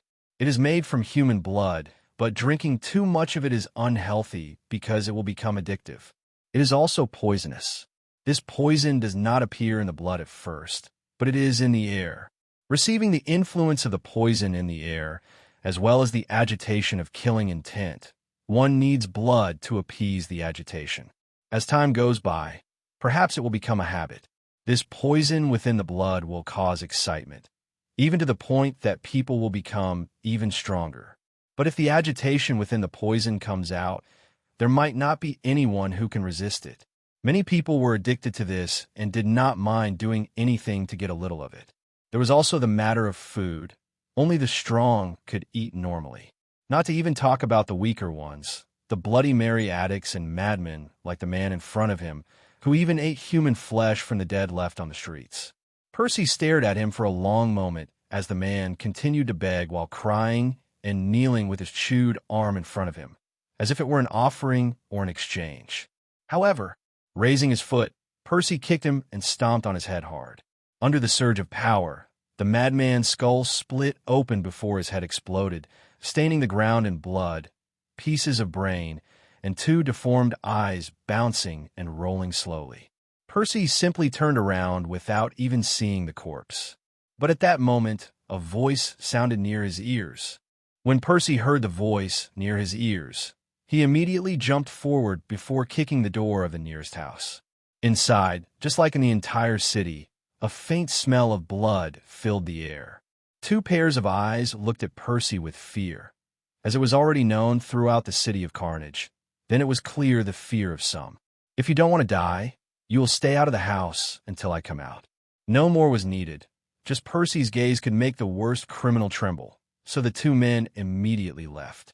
Their feet moved, and they ran out of the house without saying anything. And at that moment, the voice in Percy's ears was ending, at the same time as his spirit rings manifested. This could not happen, but through the influence of the Azura God, the spirit rings manifested and were growing in age. After all, the 1-year time for the first test had ended. 1-year time has ended. Result of the Azura God's first test: 2,781 deaths. The task has been completed beyond the stated time. As a reward, the age of all spirit rings will be increased by 1,000 years. Percy watched as his first yellow spirit ring turned purple. The second one seemed to darken further, reaching a purple color with small shades of black. The rest of the spirit rings were all 10,000 years old, so there were no visible changes. But with the change in age of the first spirit ring, the power and spiritual ability had changed a bit. Percy's first ability was Bloody Edge. The effect was pretty good at first. It would even increase with each level he passed, but now it got another increase. Within the next 5 minutes, the wound caused by his cut would bleed more than normal, causing a decrease in speed of 5%. When Percy was at level 40, that percentage was 10%, but this percentage could also increase every 20 levels. And with Percy's current level at 69, that percentage was already at 20%. With the increase in power due to the 1,000-year age of his first spirit ring, that percentage increases by another 10%, causing the wound caused by his first spirit ability to slow down the enemy by 30%. But when he reached level 90, the speed would slow down by 50%. In the end, it would reach a half-speed slowdown to the enemy if he reached level 90. When Percy realized this, he nodded in satisfaction, but he still had a trace of seriousness between his eyebrows. Now it was time to hear the second test of the Azura God. And just in time, the voice rang out near his ears again. Second Azura God trial. Descend 999 meters into the Blood Lake. Location: Hell Road. Time: 1 year. You can leave at any time and try as many times as you want during that year. Reward: increase the age of all spirit rings by 5,000 years. Percy sighed a little. It seems that it was time to enter the Hell Road. Wait. Percy looked at his hands and smiled in a little surprise. With the increase in age on his spirit rings, it seems that he broke through the barrier that separated him from level 70. He had been at level 69 for a while. In fact, when he reached level 52 years ago, his cultivation speed completely plummeted. It took him a lot of effort to reach level 69 in just 2 years, but after that he couldn't advance any further. But now, that barrier was gone, and his soul power level advanced another level, leaving him at level 70. Now he only needed a spirit ring to reach the rank of level 71, Spirit Saint. Percy couldn't help but feel glad, but that was only until he left the house. When he left the house, he wrinkled his nose at the sight of the 2 men having sex outside. He didn't even deign to kill them. He simply left as he walked through the dangerous streets of the city of slaughter. He was already used to many things, from seeing women being brutally raped, with some even enjoying their abuse, to cannibals and people doing strange bloody rituals. Therefore, seeing a seemingly beautiful and fragile woman jump toward a man while cutting off his arm and then begin to rape him was not unusual, and it was happening right before his eyes. Percy's right eye twitched before he summoned his trusty saber before annihilating the lives of the 2 people. And while he found all kinds of grotesque and bloody scenes, he arrived at the headquarters of the Dark Knights of the city. Bloody Tyrant! Percy looked to the side, noticing a woman wearing black robes and a dark veil on her face. This woman met him for the first time when he entered the city. After killing the knight who faced him at the entrance, this woman found him and explained some things about the city before staying with him for 24 hours. In that period of time, no one was allowed to attack Percy. It was the privilege that everyone had when entering the city. Murong Yun. Percy nodded in acknowledgement. What do you need? You come to kill another guard. Oomph. Percy snorted. If they didn't bother me, they wouldn't be dead. But no, that's not what I came for. I need the King of Slaughter to open the path of hell for me. Murong Yun's dark eyes widened slightly as she looked Percy up and down. I'll let him know. Murong Yun nodded before walking towards the large doors of the building. Hey, Percy, however, stopped her and looked curiously. Why is someone like you in this place? I don't see you as a scum of humanity. Murong Yun smiled behind her veil looking at Percy. What makes you think I don't enjoy slaughter? No matter how you try to disguise it, your eyes are not those of someone who has killed too many people. Besides, I can tell when someone is like the other scum in this city. Murongyun raised his eyebrows before shaking his head. Generally, newborn boys and girls are collected and trained to serve as knights in the city of slaughter. I don't understand the reason behind this, but I have seen several newborns collected by others, including myself. It's been a rule set for as long as I can remember. I see. Percy nodded with a small smile that surprised Murongyun. Percy had spent time thinking about why this city existed, and the more time passed, the more he realized. Only two types of people entered this place. The first type was the worst type of scum that he heard about. Those who enjoyed rape, rampant sex, murder, cannibals, and other types of trashy people. The second type of person was the lesser, and they were those who wanted to temper themselves and gain the mastery of the god of slaughter. The Azura God represented slaughter, but that did not mean he was evil. For what the old man taught him, the god of creation, himself an old man in disguise, created destruction, who controlled ruin and destruction. Life, who controlled life and creation. Evil, who controlled evil. Goodness, who controlled goodness and good. Finally, he created slaughter, who controlled slaughter. And the Azura God, who controlled slaughter, was in the middle of everything. He was the one who existed between good and evil. He existed between life and death, destruction and creation. Therefore, he was an executor. The Azura God, therefore, was the executor of the laws of the kingdom of God. Percy theorized that the Azura God not only created this place to find an heir, but also to lock up the evil of humanity and not let it spread so much across planet Doola. The Azura God created a prison and a place of inheritance at the same time, thus killing two birds with one stone.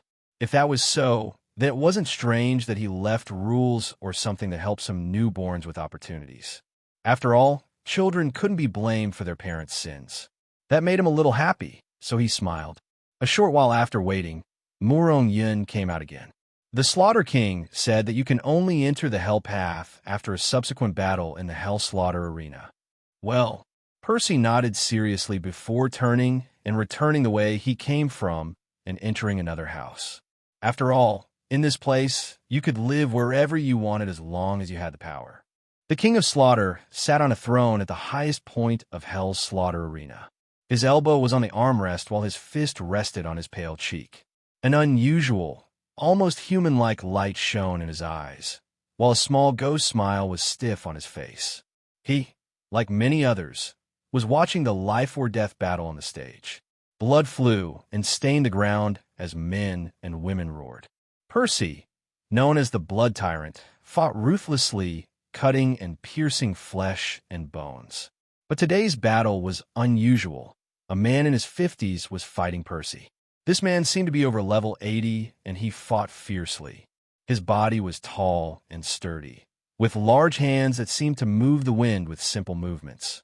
And for the first time, Percy had a frown on his face. The man had a strange martial spirit. They were gloves with golden knuckles. Each strike was able to withstand Percy's sword. And while the latter used the openings he created by destabilizing the man and cutting his body, the opponent did not stop. "You are the first living being that I have had such a hard time killing," Percy commented with a cold smile. The man just snorted as he stared at Percy without blinking. "It's a pity that you can't live anymore." Percy's gaze turned sharp, as did his presence. A saber aura flooded the battle stage as Anaclosmos trembled slightly, as if he was pleased. The ground around began to cut, leaving visible and deep marks as Percy advanced step by step.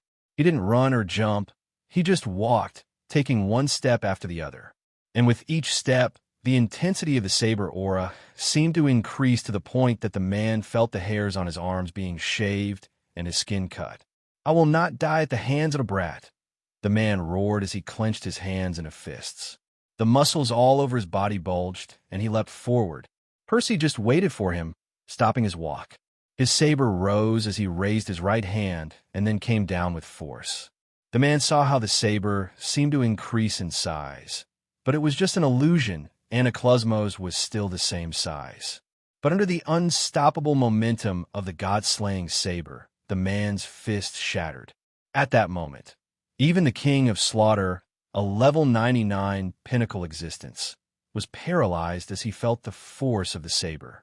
The spectators seemed to be watching in slow motion as the man's powerful, metal-muscled arms broke and shattered into mutilated flesh as blood exploded out to the sides. Descend of the sovereign saber. Percy's voice spread throughout the stadium as Anaclosmos continued to advance unstoppably, destroying the spirit Doola's entire body. Finally, as Percy took a step back, the spirit Doola's large, 2-meter-tall body exploded. His bones shattered as they flew everywhere. A piece of his heart was visible to everyone, and the rest of his internal organs were now just unrecognizable pieces, just like the rest of his body. A spirit Doola had been slaughtered just like that, easily, leaving only a bloodstain in place of a body. This place doesn't allow for spirit skills, the Slaughter King muttered with a smile. Good brat, I created a skill with the pure intent of his saber. As he muttered, the Slaughter King stood up and slowly rose, stopping any praise and roar of the Blood Tyrant's name. Everyone fell silent, and Percy looked at him carefully. You've been in the city of slaughter for a year and a few days. And though I'm curious as to why you haven't chosen to leave earlier, I won't ask. Now, as promised, I will open the road to hell for you. Road to hell. Road to hell. Road to hell. Road to hell. The spectators roared in excitement, waiting to see the hell path. They all stood up in anticipation as their eyes turned red. But the Slaughter King's eyes turned cold as he raised a hand. At that moment, the arena stage's floor glowed red as gaps opened up from the edges. At the same time, a red mist began to surround all the spectators. The mist looked bloody and seemed to form a barrier between the stage and the spectators. Suddenly, the entire audience became quiet, almost stagnant. They had been excited, all wanting to see the hell path open, but what they didn't know was that the reason why no one had seen it was that they were all dead or were used for the opening ritual. Percy's eyes stagnated slightly as he watched the people's stagnant expressions become filled with excitement and began to press themselves together. All the people in the audience had survived the city of slaughter because they had a minimal level of power. But right now, they were all crushing their bodies with that force. Some people drank what they could get their hands on of their own blood. Others even licked their own internal organs. But the shocking thing about all this was that their expressions seemed to have boundless delight. They looked excited to crush their own bodies. The blood that exploded from their bodies began to fall down the thin pipes that seemed indiscreet all over the arena. And like red snakes, they traveled and descended to the center of the arena. Rejoice, the king of slaughter muttered. It is your glory to be sacrifices for the path of hell. For the first time inside the city of slaughter, Percy was shocked. Yes, he had seen many things, whether in Tartarus or in this place, but he never expected to see people commit suicide with such joy. In the end, no matter how temper hard is, seeing someone of the same mind crush their bodies, drink their own blood, and lick their organs, all while wearing expressions of boundless satisfaction, would bring surprise and shock to anyone. Eventually, the voices and screams stopped. The blood that was dripping from the pipes into the grooves stopped, completely filling the stage with a strange pattern. Percy frowned and used his spiritual power to look at his surroundings, noticing that the pattern was a bird, but a strange and unfamiliar bird. I wish you luck on the path of hell. Suddenly, the voice of the king of slaughter rang out. As he said this, everything became blurry for Percy as he felt the effect of gravity on his body. He was falling. Everything became illusory, but for a moment, Percy was able to see the blood-red pattern better. That wasn't a bird, it's a damn bat, Percy muttered with a frown. As he fell downwards, Percy was surrounded by a murderous aura, which then converged into a white aura that protected his body from the fall. Everything was dark, and time seemed a bit stagnant, until he hit the ground hard. If it hadn't been for this protection, even with the power of his body, he might not have survived. So, Percy carefully stood up observing his surroundings. He was now standing on a platform about 5 meters in diameter, and outside of that, there was only absolute abysmal darkness. Finally, in front of him, there was only a single narrow path that barely allowed 2 feet. The path seemed to be suspended over an endless abyss that would scare the most daring. Looking at the narrow path in front of him, Percy frowned slightly. Such a path was too small.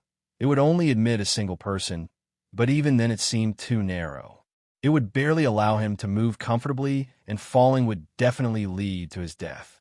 His eyes, even if they were much better than before, still did not allow him to see beyond the terrifying darkness that enveloped the entire place. Percy took a step forward. At this point, turning back was pointless. He could only go forward, advance on the path of hell, and reach the place where his second Azura God test would begin. Step by step, he walked down the narrow path, counting each step he took and constantly looking at his surroundings while using spiritual power to be able to detect anything outside his range of vision. 100 steps, 200 steps, 300 steps. Percy continued down the path, but when he counted 240 steps, he sensed several presences ahead of him. His forehead was now sweating from a sudden heat coming from the bottom of the abyss below him. Suddenly, sounds could be heard in the distance from ahead. Before long, as he moved forward a little further, Percy could notice bats flying towards him. Unlike normal bats, these were blood red and in very large numbers. Small, scarlet eyes approached from the darkness as sharp fangs showed and created annoying screeches. Seeing this, Percy immediately summoned Anaclosmos. His killing intent manifested in a scarlet haze, attempting to intimidate the small beasts. However, it did nothing. The scarlet eyes looked at him intelligently as the sound of wings fluttered around him now. Frowning, Percy didn't know what to do at this moment. He knew perfectly well that bats were a bit special when it came to detecting movements thanks to ultrasound. Even if he tried to attack by surprise, it would be of no use. The only thing that could affect them would be a domain. Domains were special things, even among spirit masters. They couldn't be obtained through training alone. Generally, a domain was obtained through a bloodline or the inheritance tests of a god. Also, there were some martial spirits that could awaken a domain, but these were few and of a high level. Anaclosmos could only awaken a domain when Percy reached level 71, which meant he was missing a level and a spirit ring. When using a domain, it would interfere within a certain range of the spirit master, generally increasing the power of the user and decreasing that of enemies. A perfect example was the Death God domain obtained by completing the Path of Hell. The Death God domain provides an imposing form formed by pressure from killing intent that can leave opponents unable to display their full strength, but the user themselves can display 120% of their strength. With the growth of the spirit, the ratio of weakening the opponent and strengthening themselves will also increase. So at this moment, Percy could only improvise. Sigh. Letting out a sigh, Percy closed his eyes as he muttered, "How annoying." Percy concentrated as he released all of his killing intent. This killing intent was no longer just the one he obtained in the City of Slaughter. It also mixed all of the killing intent, his desires to kill the Olympian gods, his memories of Tartarus, and the horror that permeated his body that came from that place. When Percy opened his eyes, anyone who had been in front of him would go mad. The killing intent spread out like an unstoppable and horrendous mist. At the same time, his eyes seemed to show the horrors of Tartarus and the evils of humanity. When the bats sensed all of this, they staggered as they shrieked in pain. The killing intent, accompanied by the mental attack through their memories, caused their senses to lose themselves and fall downwards. Seeing the result, Percy nodded to himself, but at the same time, he felt conflicted with himself. Ever since his heart had slowly started to heal thanks to Lu Erlong and the calmer environment on this planet, Percy was a little surprised by how much had changed. Before, he would have been hesitant to use things like killing intent or killing. In fact, he would have even hesitated to kill the most disgusting criminal. Now, however, he didn't care about killing. He didn't care what people thought of him. No, that was a lie. There were some people like his mother, Paul, and Lu Erlong that Percy did care about what they thought of him. What am I thinking about right now? Percy frowned before shaking his head. There's no point in thinking about this kind of thing anymore, especially at this time. Deciding to move forward, Percy carefully looked at the remaining bats that were still swaying in the air as they stared at him. However, they didn't attack, nor did they approach. They simply decided to watch as Percy moved forward. Suddenly, the place lit up slightly with a red color, similar to how a flame illuminated a dark place. Looking down, Percy blinked as he could now see clearly. A lake of blood. Percy's lips twisted. He looked at what was below him. It was a huge lake with a red liquid like lava. Of course, it wasn't lava. Just the smell would make people realize that it was boiling blood, a bunch of hot blood that filled a huge hole. This should be all the blood collected from the city of slaughter since its birth, Percy muttered with a frown. Even if he thought it was a good thing that the city existed due to its function as a prison, seeing such a huge amount of blood was, without a doubt, a surprise. Hey! Suddenly, alerted by a movement on the narrow path, Percy looked ahead, noticing a golden light that seemed to shine beneath the path. When he squinted a little, he noticed two large, enormous claws clamped onto the path. When he looked under the bridge, he noticed in disbelief the beast hanging down. It was a bat, but very different from the small, red ones that appeared a little while ago. The body of this big boy was about 4 meters long. Its legs had the diameter of over 1 meter, and its large wings wrapped around its body and head. Shit! Percy exclaimed as the bats he had left behind appeared once again. They flew hard and struck his body. The damage was minimal, almost non-existent, but they still destabilized him as they flew towards the huge bat. With a huge screech, the wings that wrapped around the large bat opened up forcefully, showing its entire body. When the younger brothers can't, the older brother appears. Huh? Percy commented as he looked in dismay at the new enemy. The bat could be considered giant, with a total of 10 meters of wingspan, a dark body that seemed to emit a faint golden glow, but the scariest thing was the top. There wasn't one head. There were three dark gold-colored heads, and all eyes looked towards Percy as the small bats shrieked behind the winged horror. With a huge screech, waves of red color shot out from the bat's mouth, spreading like waves towards Percy. At that moment, the ground between the 3-headed golden bat and Percy began to crumble into gravel. Gritting his teeth, Percy rushed forward without waiting a single second longer.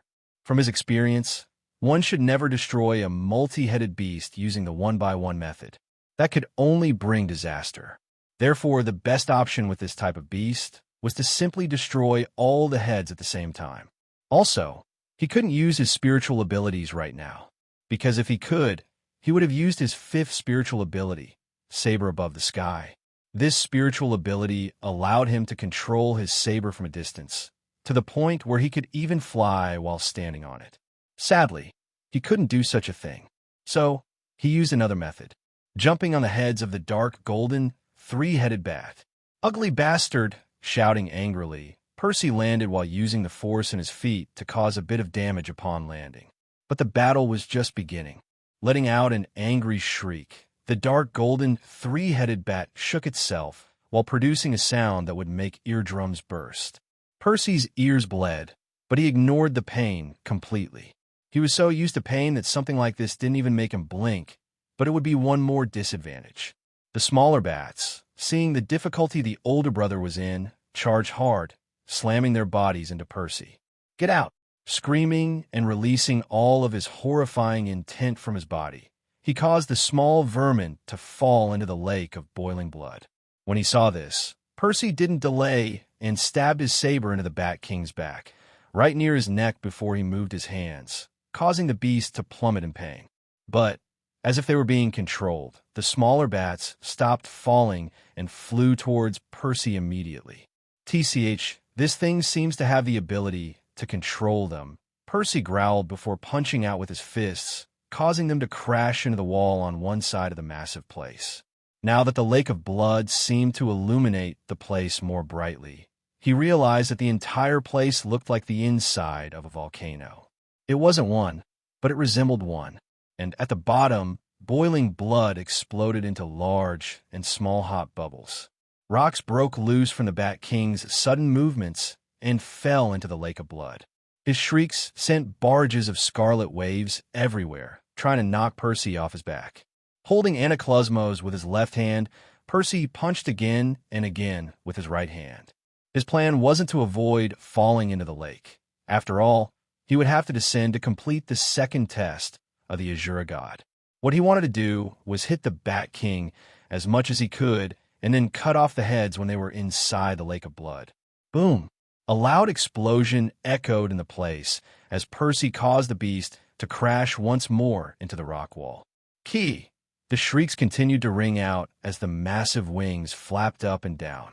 Percy's eyes flashed, and he spread his arms out to the sides, holding the wings with all his might as he pulled back.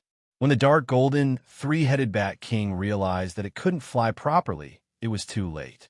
The enormous strength of Percy's arms caused the beast's downward motion to be commanded by him to a certain extent as he pulled harder.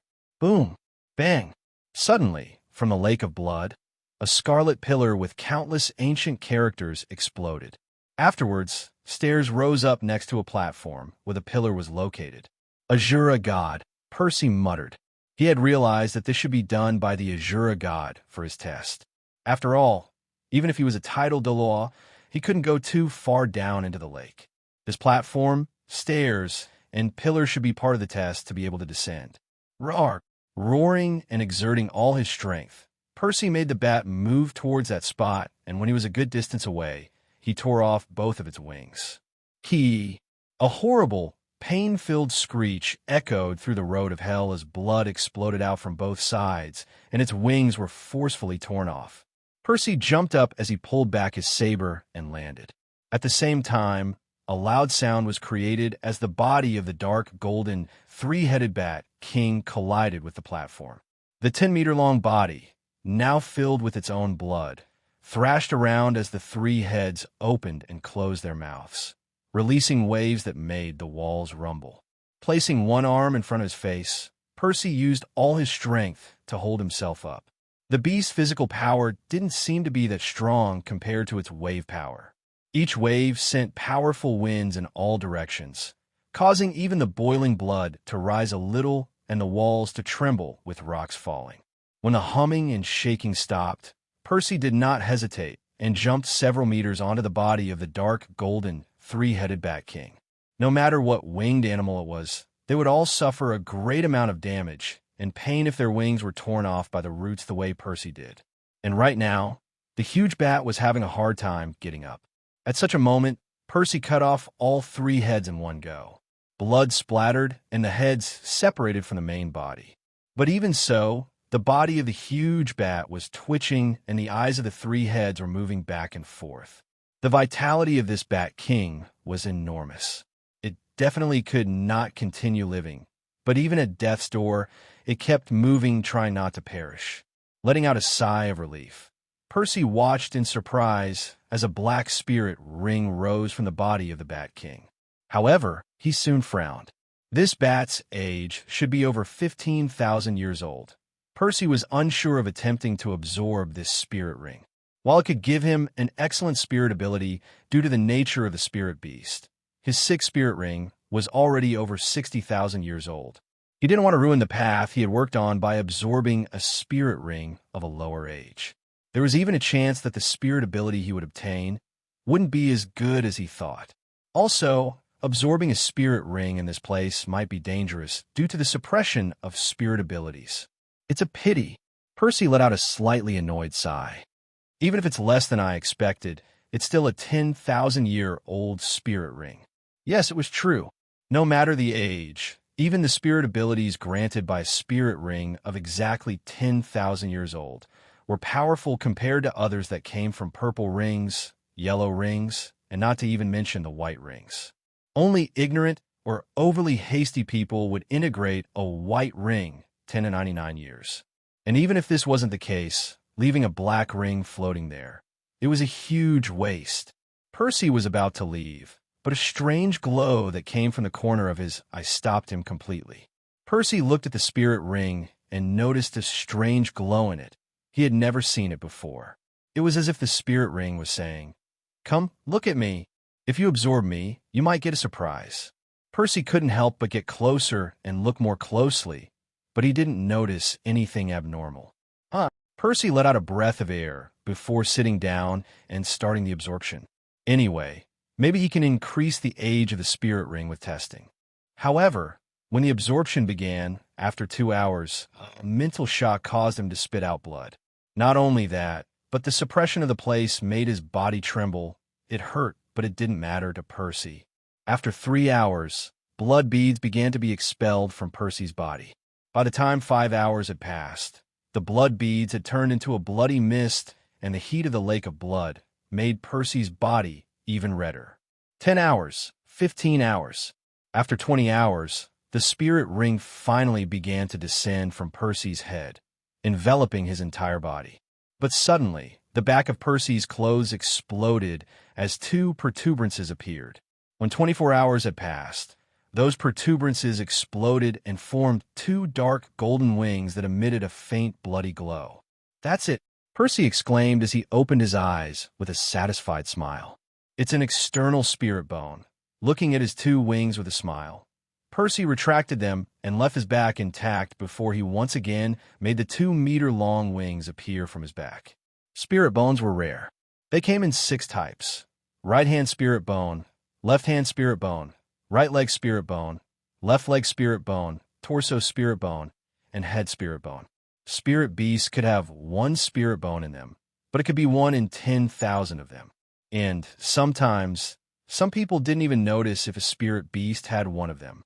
But among the spirit bones, there was an existence that was as special as a 100,000-year spirit ring. These were the external spirit bones. These bones could be any part of the body that wasn't part of the normal 6 spirit bones. Some examples could be claws on the hands or feet, tails, horns, or even wings, like in the case of Percy. What made these external spirit bones so special was their power and ability to evolve alongside the user. Some even had more than 1 ability, like in the case of Percy's wings. Furthermore, the absorption was more special than normal spirit bones, which occurred by taking out the beast bone and then absorbing it. In fact, normal ones could be absorbed by anyone, even if that person didn't kill the beast. Instead, an external spirit bone had to be absorbed along with the spirit ring, so only the person who killed the beast could obtain it. Percy's spirit bone was called Wings of the Blood King, and it had 2 abilities, flying and life absorption. The first ability was obvious and clear. The second ability, on the other hand, was more complicated. In addition to being able to be used as weapons and being able to hit the enemy, the wings could absorb the blood that the enemy drops and heal the user. For example, if Percy cut someone, the blood that was expelled could be absorbed by the wings of the Blood King and heal some wounds on their body. And as an external spirit bone, this life absorption ability could grow or even evolve in the future. Ha ha ha. Percy laughed happily at the opportunity he almost missed. Also, with the spirit ability I just obtained, the life absorption is even better. Percy shook his head. Even the spirit ring is too good for my martial spirit. It is said that the 7th spirit ring was a bit special. No matter what, the spirit ability would be the true body of the martial spirit. This spirit ability was an avatar of the martial spirit fused with the spirit master. Generally, people with beast-type martial spirits would merge, leaving behind a huge, powerful beast. People with tool spirits like swords would merge and leave behind a huge weapon. At other times, the spirit would only increase in power and size without the need for fusion. Percy's 7th ring caused his god-slaying saber, Anaklusmos, to fuse with it, forming a huge blood-red saber. At that moment, the penetrating power, sharpness, and so on would increase by 100%. At the same time, it would leave behind a bleeding effect that could never be cured, unless he decided to heal the wound himself. That's not all. The form of the god-slaying saber's true body would leave nothing behind its cuts. It was because Anaklusmos had finally awakened the attribute that could be the doom of the gods: annihilation. Facing Anaclysmo's annihilation, even space could be destroyed in its true form. Annihilation. Among all the laws of the universe, it is one of the most aggressive. Perhaps it is not as destructive as the law of destruction or causes deterioration like ruin. Annihilation was something more inclined towards death. It is not the law of death, but it was related to it. It was not destruction, but it was still a part of it. Anaclysmo's was a saber, not a sword. Weapons called swords were elegant, mutable, and agile. And while a sword could easily cause death, its core was not absolutely focused on something like annihilation. The sword could cut a body, non-living things, even space. However, the saber was different. The core of the saber was dominance, absolute authority under the heaven with its edge. It is said that the sword was a universal weapon, a weapon referred to as jade. The spear was the quintessential drill weapon, and commonly referred to as a dragon and the king of 100 soldiers. The saber was a tiger, an emperor weapon, a saber like jade, a saber like tiger, and a spear like dragon. The three weapons were undoubtedly powerful, but the saber was different from the other two. The saber was the emperor of weapons, reigning supreme. In order to use a saber to its fullest extent, one needed an indomitable will, with the word kill at its core. With a saber-like in hand, indomitable of will and invincible of mind, you could be invincible in all other aspects of battle. Only with this kind of invincibility could one achieve the truth of the saber and annihilate everything in your path. With a saber slash that has no end in sight, you could put an end to all things. This was the current core of Anaclysmo's. Percy smiled as he understood this. He had finally advanced to the 71st level soul saint rank. The true body of his martial spirit awakened with the absorption of the spirit ring, and thus the domain appeared as well.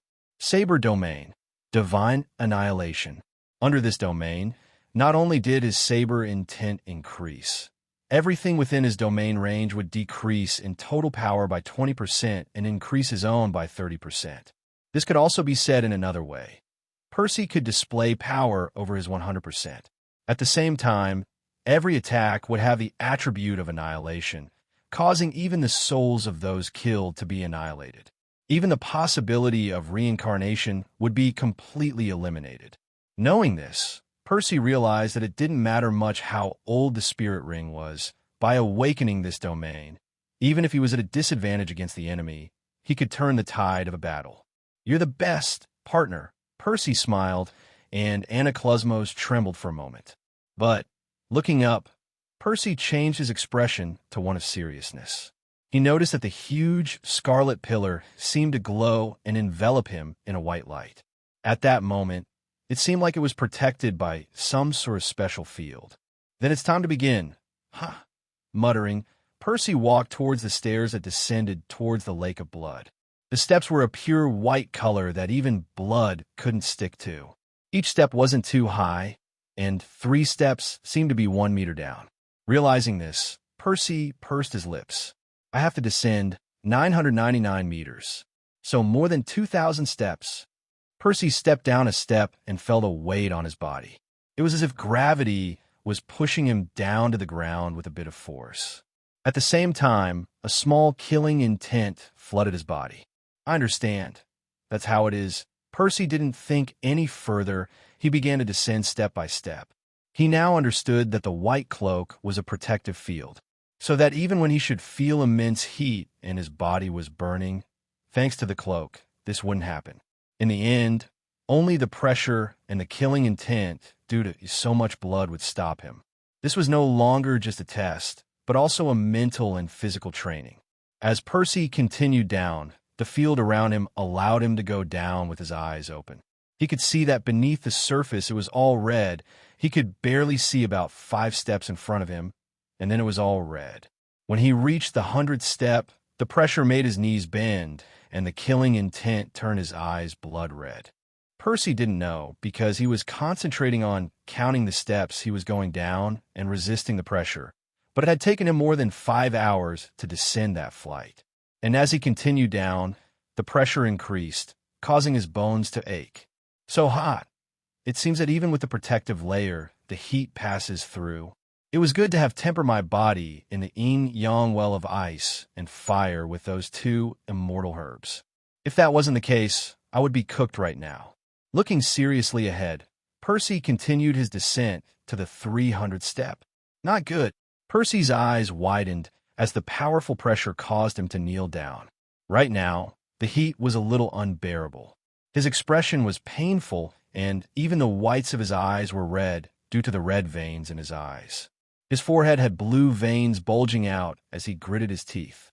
Percy had made a mistake by taking a step. He completely underestimated the test. Shit. Kook, spitting out blood that was barely visible due to the red of the lake made of blood. Percy tried to get up. His back was bent forward as the veins on his forehead and neck bulged out due to the force exerted. His knees trembled as he tried to get up. But, with the insane, killing intent constantly penetrating his mind, it made it difficult for him to concentrate. Boom! Splash! Suddenly, a powerful force sent him flying upwards, pulling him out of the lake of blood and hitting the floor of the platform hard. Percy's eyes stared at the darkness above in disbelief. His body bathed in blood and hot due to the high temperatures hurt a lot. His hair was red from the blood, and he had slight spasms every few seconds. Now I understand why the test time was 1 year. It's hard. Sighing in resignation, Percy sat down to rest a bit. He felt annoyed, angry at himself. He had forgotten that things were never easy, at least not when he was involved. Let's go again. Percy jumped with a gaze full of fire. He no longer waited. He wanted to try out all the possible skills he could currently use. The moment his body was covered in blood, he immediately jumped towards the 300th step. At that moment, he opened the Saber domain, Divine Annihilation. The unstoppable and indomitable force of the saber surged out in all directions, causing all the blood around Percy to disappear before all the blood further away collapsed inward. The pressure immediately lessened, and the killing intent that was directed towards his mind vanished. Blood King wings. A pair of dark golden wings appeared on Percy's back, causing him to begin absorbing life. Everything around him was blood, so he could absorb it to recover his injuries or exhaustion. Right now, Percy wasn't holding anything back, and if he could use his blood abilities, he would already be stacking up the 5th and 6th spirit abilities. Percy's first spirit ability was Bloody Edge, which slowed down the enemy's speed with his slashes. The second spirit ability, God-Slaying Saber Net, which condensed the intent of the saber into a net of inescapable slashes, thus causing great individual or group damage. The third spirit ability, Unrivaled Saber, which when used, concentrated all power into a single powerful slash, able to even damage the enemy's spiritual sea from the intent contained in the attack. The fourth spirit ability, Absolute Edge. Every attack after it was activated ignored the enemy's defense. The fifth spirit ability, Saber Above the Sky, an ability that allowed him to manipulate his martial spirit from a distance and even fly above it. The sixth spirit ability, Saber Light, a long-distance ability that concentrated all of the attack power and intent of the saber, sending out a powerful light that swallows and cuts everything in its path. Finally, his most recent spirit ability, the true body of the God-Slaying Saber. If Percy could use his spirit abilities, he would be currently descending on his sword while firing a huge beam downwards to descend with less trouble. However, that was not possible. He could only use his mastery of the saber to prevent the killing intent from flooding his mind and resist with his own strength. Hair completely red, without a single part of another color, a previously white and flawless skin was now stained all over with blood. The clothes were falling apart, showing the bulging muscles and every wound mark on him. Percy didn't know how long he had spent in this place, but the only thing he did besides resting from time to time and eating a little was just entering the lake of boiling blood and descending. If there were any people near him, they would immediately move away. The stench of blood emanated from his body, and light trails of hot mist came out from him due to the heat. When Percy reached the 1,000th step, he simply stopped counting. He already knew that 999 meters was more than 2,000 steps, but he lost count when he reached the halfway point. The difficulty of this test was much more than he thought. When he actually reached the halfway point, the protective layers surrounding him no longer had the same effect. The enormous heat made his skin turn red, and pain invaded him to the bone. But even so, after all the effort he had made, he had not the slightest intention of giving up. Every time he felt the urge to rest for more than a day, or just stop, images of Tartarus came to his mind along with the desire for revenge exploding in his heart. Screams of frustration, pain, and anger were heard throughout the path of hell for many days. And in the God realm, two people were watching, one of them with obvious curiosity and interest, and the other with sadness and even cheering slightly, even if their words could not be heard. Little Z, he makes me feel too sorry. Can't you do something? A beautiful woman possessing a pair of bright green eyes and long brown hair, a green flower decorating on the side. She was wearing a long, light green dress. Full of life, she wore a slight smile on her face. She was an outstanding beauty with a gentle appearance. Absolutely stunning. A faint golden halo, full of vitality, covered her face. Her appearance was unforgettable, and anyone who saw her would feel the urge to get closer. This woman was Sheng Ming, the goddess of life, also called Lil Green by her husband, or Annie Green by other people. The man beside her looked to be in his 30s. He had short, white hair that stood up like steel needles. His appearance was extremely dazzling. He just looked a little paler. The red light in his eyes flickered. However, there were countless waves of light fluctuating within, and he was still in his dark purple cloak. He was the god of destruction, Huimia, also called Little Purple by his wife, Master by his subordinates. He was also called Uncle Purple. Huimia furrowed his eyebrows when he heard his wife. Truth be told, he liked Percy. He had been through a lot according to what he heard from the old man. And despite everything, he hasn't given up. He himself, before becoming a god, was extremely lonely. After all, he was born with the power to destroy most things. Whenever he visited a place, the flowers would wither and everything seemed to turn gray. It was only when he met his wife that he saw all the colors of the world. What a pity, Huimia shook his head. Even his martial spirit possesses an annihilation attribute. It would be much better if he were my heir, TCH. Can we really not help him? Sheng Ming asked once more. She, among all the gods of this god realm, was one of the kindest, most understanding, and peaceful ones. She knew how much suffering Percy was going through. She could see how his heart, even if it had begun to beat with lost feelings again, was still filled with wounds. Looking at the halo in front of him, which showed what Percy was doing, Huimia tilted his head slightly. How exactly do you want to help him? She asked curiously. While he wanted to hand over his position as a god to Percy, it seemed too impossible. One must know that the position of a god is something special. That's why gods are eternal. Their existences are fundamentally linked to the realm. And within divine existences, a god king must have a god position. If that wasn't the case, the universe itself would destroy them. And this was no longer simply because of the laws of the universe being a greedy and stubborn piece of shit, but because gods were not third-dimensional beings, but fourth-dimensional beings. A god king was even above that. They were five-dimensional existences. A god cannot have more than one god position because the two concepts they embody will start a clash with each other. It usually leads to the god exploding from the two clashing positions. But it is possible to make a certain position through the combination of multiple concepts, such as the god of emotions position, which fused the 7 emotions to make the god of emotions. This was one more reason why Elder Chaos wanted to form a god realm near the earth. The gods were too disorderly compared to others throughout the universe. The Olympian gods, for example, were fourth-dimensional beings, with Poseidon, Hades, and Zeus being five-dimensional. The reason why they killed anyone who saw their divine form unintentionally was not only because they were beings from a higher dimension that third-dimensional mortals could not resist.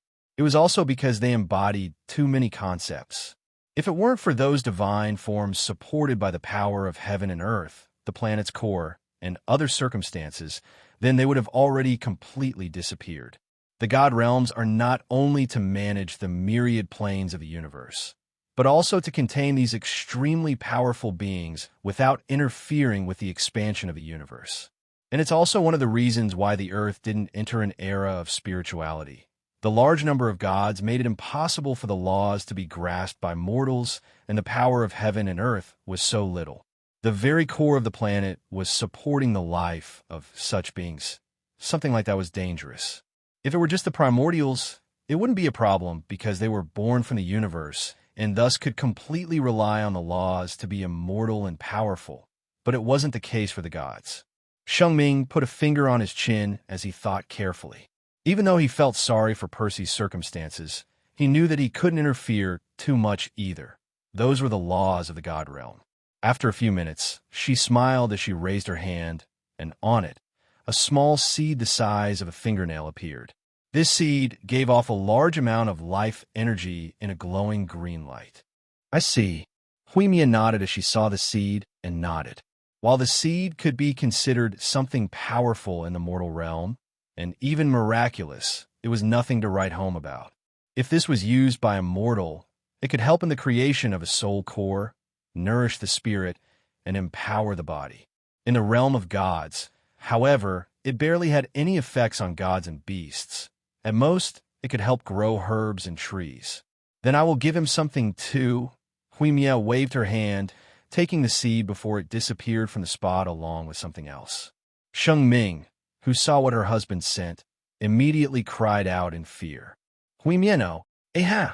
A smelly scream that would have made many cover their ears and run away in fear immediately rang out. Shengming trembled as he looked at the halo that showed Percy's situation. He had been kicked out of the lake of blood and was rolling on the ground as he screamed. His hands were scratching at his face, specifically his eyes. For the first time since he left Tartarus, Percy was crying, screaming, and trying to pry his eyes out. Sadly, no matter what she tried, his eyelids wouldn't open.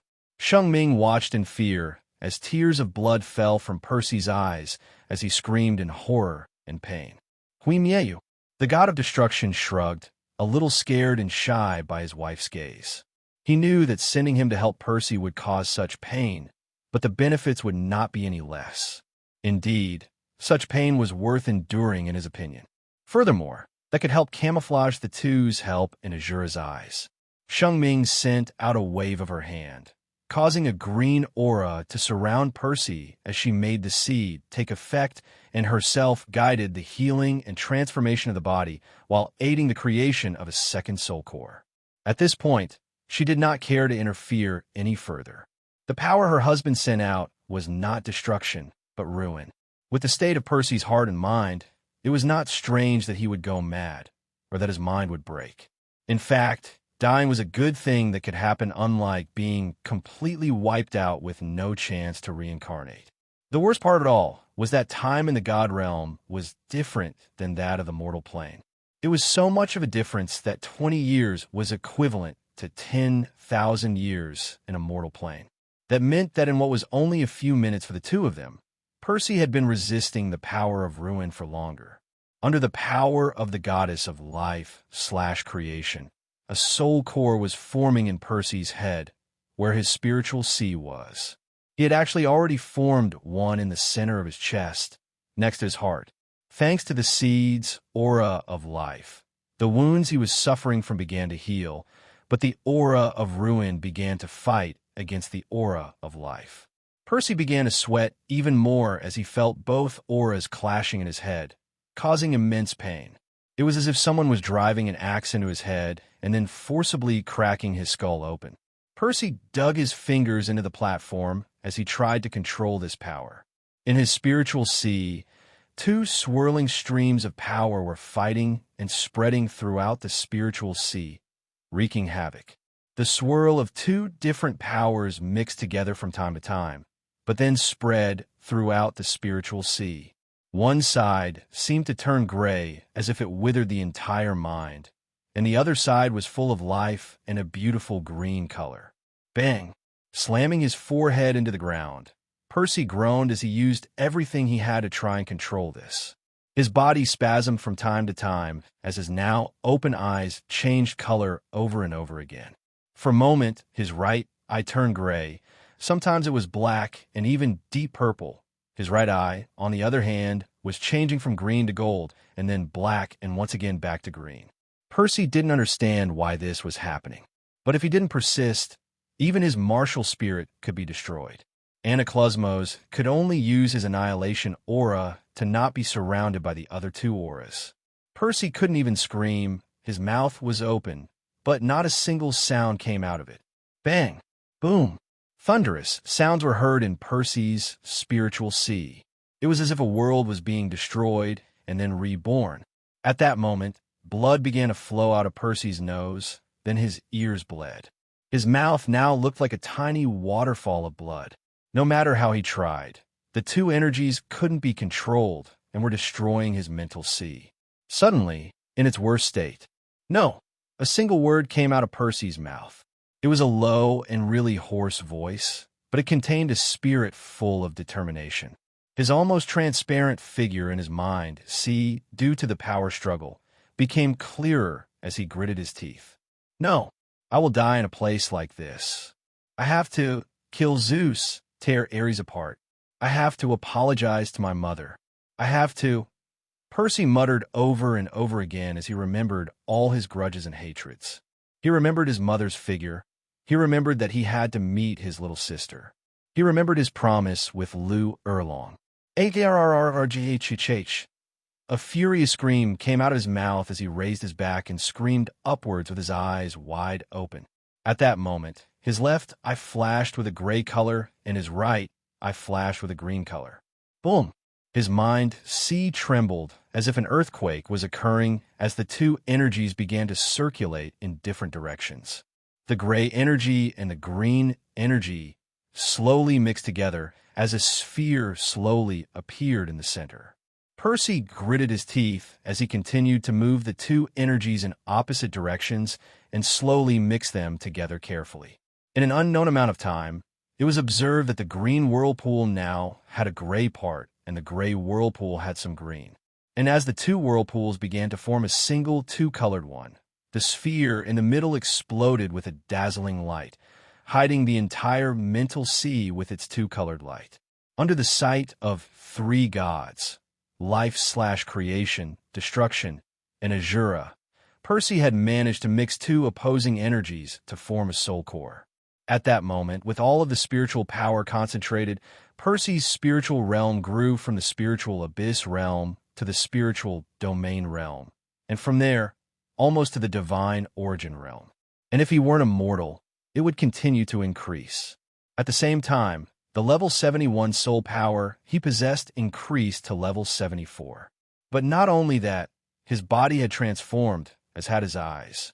And while his right eye had no power in itself, its green color showed that it had absorbed the power of life.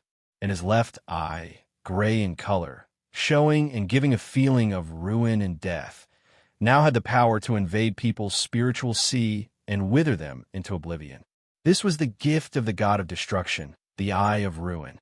However, at that moment, an enormous pressure descended upon the Palace of Destruction. At the same time, a cold and powerful voice resounded from all around. Huimia! Huimia! The voice that appeared possessed enormous majesty, but it was accompanied by a coldness that would freeze people's bones and a killing intent that would drown even the most evil. Azura! Black lines appeared on the face of the god of destruction as he stood up from his throne and watched as a man appeared at the entrance of the enormous hall. The darkness of the throne room of the castle of destruction was dark, and only a few windows provided light. But, even so, the light did not help the purple being much.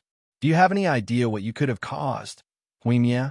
Azura advanced while releasing all his pressure forward. A blood-red wind and aura manifested as raging waves that charged forward. But, at the same time, a pressure loaded with destruction collided against each other. The two auras collided in the middle as they fought. Meanwhile, purple and red eyes stared at each other coldly without blinking. Enough! We can talk things over. At that moment, The voice of the goddess of life echoed throughout the place, causing two pairs of eyes to look at her before the two men snorted. Azura, she continued and looked at the god Azura with a slightly embarrassed look. We are sorry, but I wanted to help the child. I didn't think that Huimie would decide to bless him with an attribute like ruin. Azura remained silent for a few moments before walking a little further forward, showing his appearance in front of the light from a large window. He was a tall man, almost 2 meters tall. His body was covered by a red armor that seemed to be made of bones. But even so, one could notice how robust his body was. His hair, as black as the starless night, slowly fell down his back, and a crown of bones remained on his head. The 2 red eyes actually looked like 2 bright stars. Do you really think I'm that petty, Shangming? Azura snorted in annoyance. His sword-shaped eyebrows moved in obvious displeasure. That woman, Rakshasa, has already gotten her hands on my previous heir. If she were such a petty and murderous person, then I would have killed her long ago. I, like many other gods, understand the boredom of being a part of our god realm. After all, we would only be able to see the wonders of the universe when we hand over our positions to heirs. However, Azura shouted angrily, his expression changing completely. Do you realize the danger you could leave our god realm in? I did not accept Perseus simply for the sake of gaining an heir. While having an heir would give me the ability to travel the universe in the future, I also have to take into account the safety of this realm. Inhaling sharply, Azura glared at Huimie. Or did you forget who asked him to train the boy? Huimie was about to shout in annoyance. One of the things he disliked the most was other gods telling him what to do with an attitude of, I know more than you. But when Azura asked that final question, the body of the god of destruction froze for a few moments before slowly relaxing. In the end, a sigh came out of his mouth. Unbeknownst to his wife, Huimie didn't want to simply help Percy for nothing. Oh no, that wasn't his attitude. And while helping him gain power might result in a long-term benefit, it wouldn't be worth it. Huimie's true goal was to tempt Percy with the power of the Eye of Ruin. He wanted the young man to move towards it and, little by little, give him some other benefits while releasing tests camouflaged as disasters, powerful beasts, and other things. That way, when he saw that it was enough, he would directly hand over his position as the god of destruction to her. At the same time, while this was going on, he would slowly push his wife to have some girl close to Percy obtain the position of the goddess of life. In the end, if it had worked out as he expected, the 2 married gods would have gone off on a long, well-deserved vacation, or even reincarnated into mortals. In the end, a god would remember their entire previous life if they chose to be reincarnated. But in the end, Huimie was too hasty. Looking at Azura, the god of destruction sat back down before nodding. You're right, in this specific case, I was hasty. While he might be arrogant, and perhaps a little evil about some things, he was not someone who did not know how to accept the truth. Shangming looked on with a bit of surprise as her husband acknowledged his mistake, although she snorted a little in annoyance. She, as a wife who has known her husband for a long time, knew what he was thinking when he saw the Eye of Ruin. They really have almost spoiled this old man's plan. The elderly voice made the 3 gods' leg bones turn soft as their marrows turned cold. Oh, the goddess of life could only look on with a bit of fear at the old man. To them, he was not just chaos, the first being of the universe. To many divine realms, he was a saint, a demon, the creator, the destroyer, the one who was born from nothing and shaped the universe. He was the universe. He was the law of the universe. He was everything, but also nothing. Throughout the entire universe's expanse and existence, he has had countless incarnations. And on a single planet, he could be several people and the origin of many myths and legends. He was not evil, but he was not a saint either. So you want a vacation, little purple one? The old man asked as he raised his eyebrows. His eyes were closed, but even so, the gods could sense a powerful and dangerous feeling.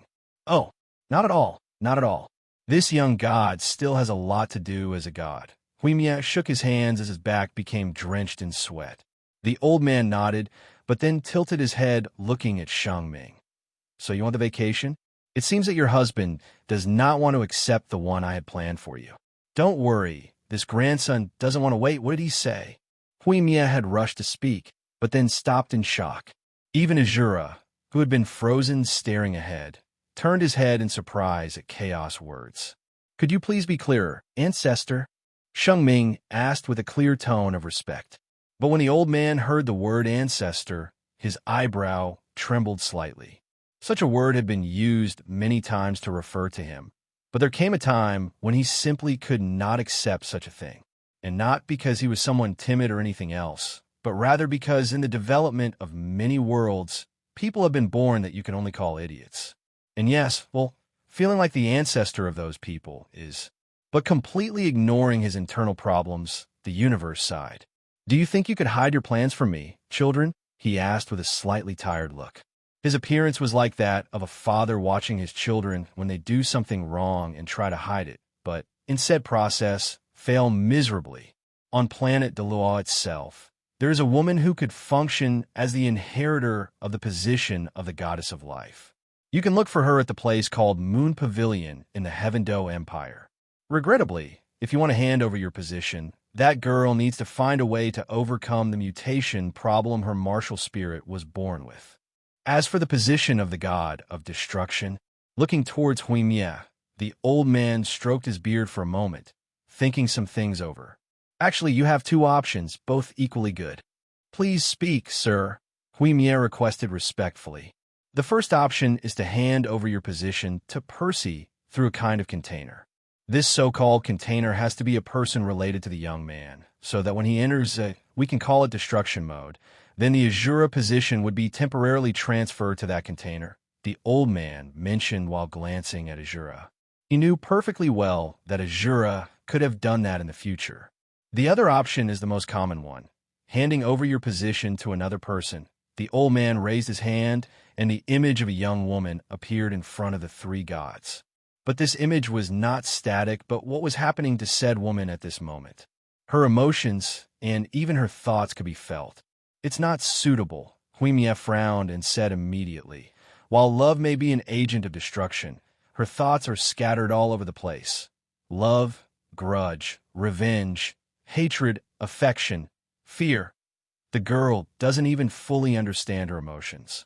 Also, seeing the harmony she has with nature, isn't it better to show this to the goddess of nature? Huimia asked, seeing how the girl seemed to understand animals and be careful with the nature around her. It's fine, never mind. Huimia shook his hand slightly and let out a slightly annoyed sigh. Finding an heir was so difficult and troublesome, which was why he wanted to tempt Percy as well. It was suitable for his position. The young man he had seen, even if he had grudge in his heart and a huge desire to kill and destroy, knew and understood not to involve innocence, as well as not going crazy over it. The very fusion with the Eye of Ruin was proof of that. The old man looked at Huimia before slightly shrugging his shoulders. In the end, it was the choice of the god of destruction. By the way, young Perseus is starting once again. The old man smiled, and the gods looked at the projection of the path of hell. Noticing how Percy's left eye emitted a gray light that carried a sense of decay. As he jumped into the lake of blood, all the blood in front of him began to evaporate into bloody mist. But even if he could shake off the enormous feeling of heat after the 1,000th step, the pressure still crushed his body. While the seed nourished and improved his body, it was not to a point where a pressure exerted by the powers of God would become nothing. Second by second, step by step, Percy moved forward with determination. He did not know who gave him these benefits, but he was grateful that they helped him with his goal. Huimia, you bastard. Even if Azura accepted the old man's request, he still had his pride as a god, and he still felt annoyed that a god intervened in his trials. If it weren't for being one of the enforcers of the laws, then he would have already beaten Rakshasa more than necessary in that time. Chaos ignored the gazes and grunts of the gods, only watching with a small smile as Percy advanced and descended through the lake of blood on the road to hell. Everyone stared at the test Percy was going through. Time in the realm of the gods didn't advance too much, but Percy persevered for quite some time in a mortal mind. When he finally reached the last 10 steps, Percy groaned as he spat out blood and clenched his left eye tightly. While using the Eye of Ruin wasn't difficult in terms of activating and deactivating its power, it was very difficult to control said power. Percy's head hurt and seemed to rumble with every sound. His heart seemed to be in his head at the moment, pounding. So, inhaling sharply, he took another step to begin the final descent. Azura nodded to himself in approval. And while his heir did receive help, it could only be fully obtained by suffering a tremendous amount of mental and physical damage. In fact, he could feel how Percy had changed his mindset a bit. After all, he was helped by the universe itself, so he had thought at one point that no one could beat him. The damage to his body could be ignored by the suffering he had gone through. He didn't care about dying as long as he could achieve his revenge. There was no love in his heart, only the mere memory of feelings. But when that hellish pain worse than everything he had suffered came, he remembered his promises again, continued to fight, and, once again, wanted to feel his mother's embrace without fear. Now, he hoped to see Lou Erlong once more and tell him to have a little patience for being a man who made it difficult for him to believe and trust in people. Even now, Azura thought that Percy would not have crawled around whimpering like he was now. And when his head hit the bottom of the lake hard and rolled with his body, a small smile appeared on the young mortal's gaunt face. Yes, that's it, boy. If you are to inherit my position, you need a heart powerful enough to carry out massacres, but also calm enough to understand love and trust even one person. After all, loneliness can be maddening. Azura smiled slightly before moving his hands to hand over the reward for the second test and report on the third test. Hello, everyone. As we wrap up this video, I want to share a quick note. I have a Patreon account. If you'd like to support me and enjoy on-demand audiobooks, you can become a Patreon member. Alternatively, you can check out my Google Drive link, which has 500+ novel audiobooks available through my Ko-fi or Patreon shop. I appreciate your support.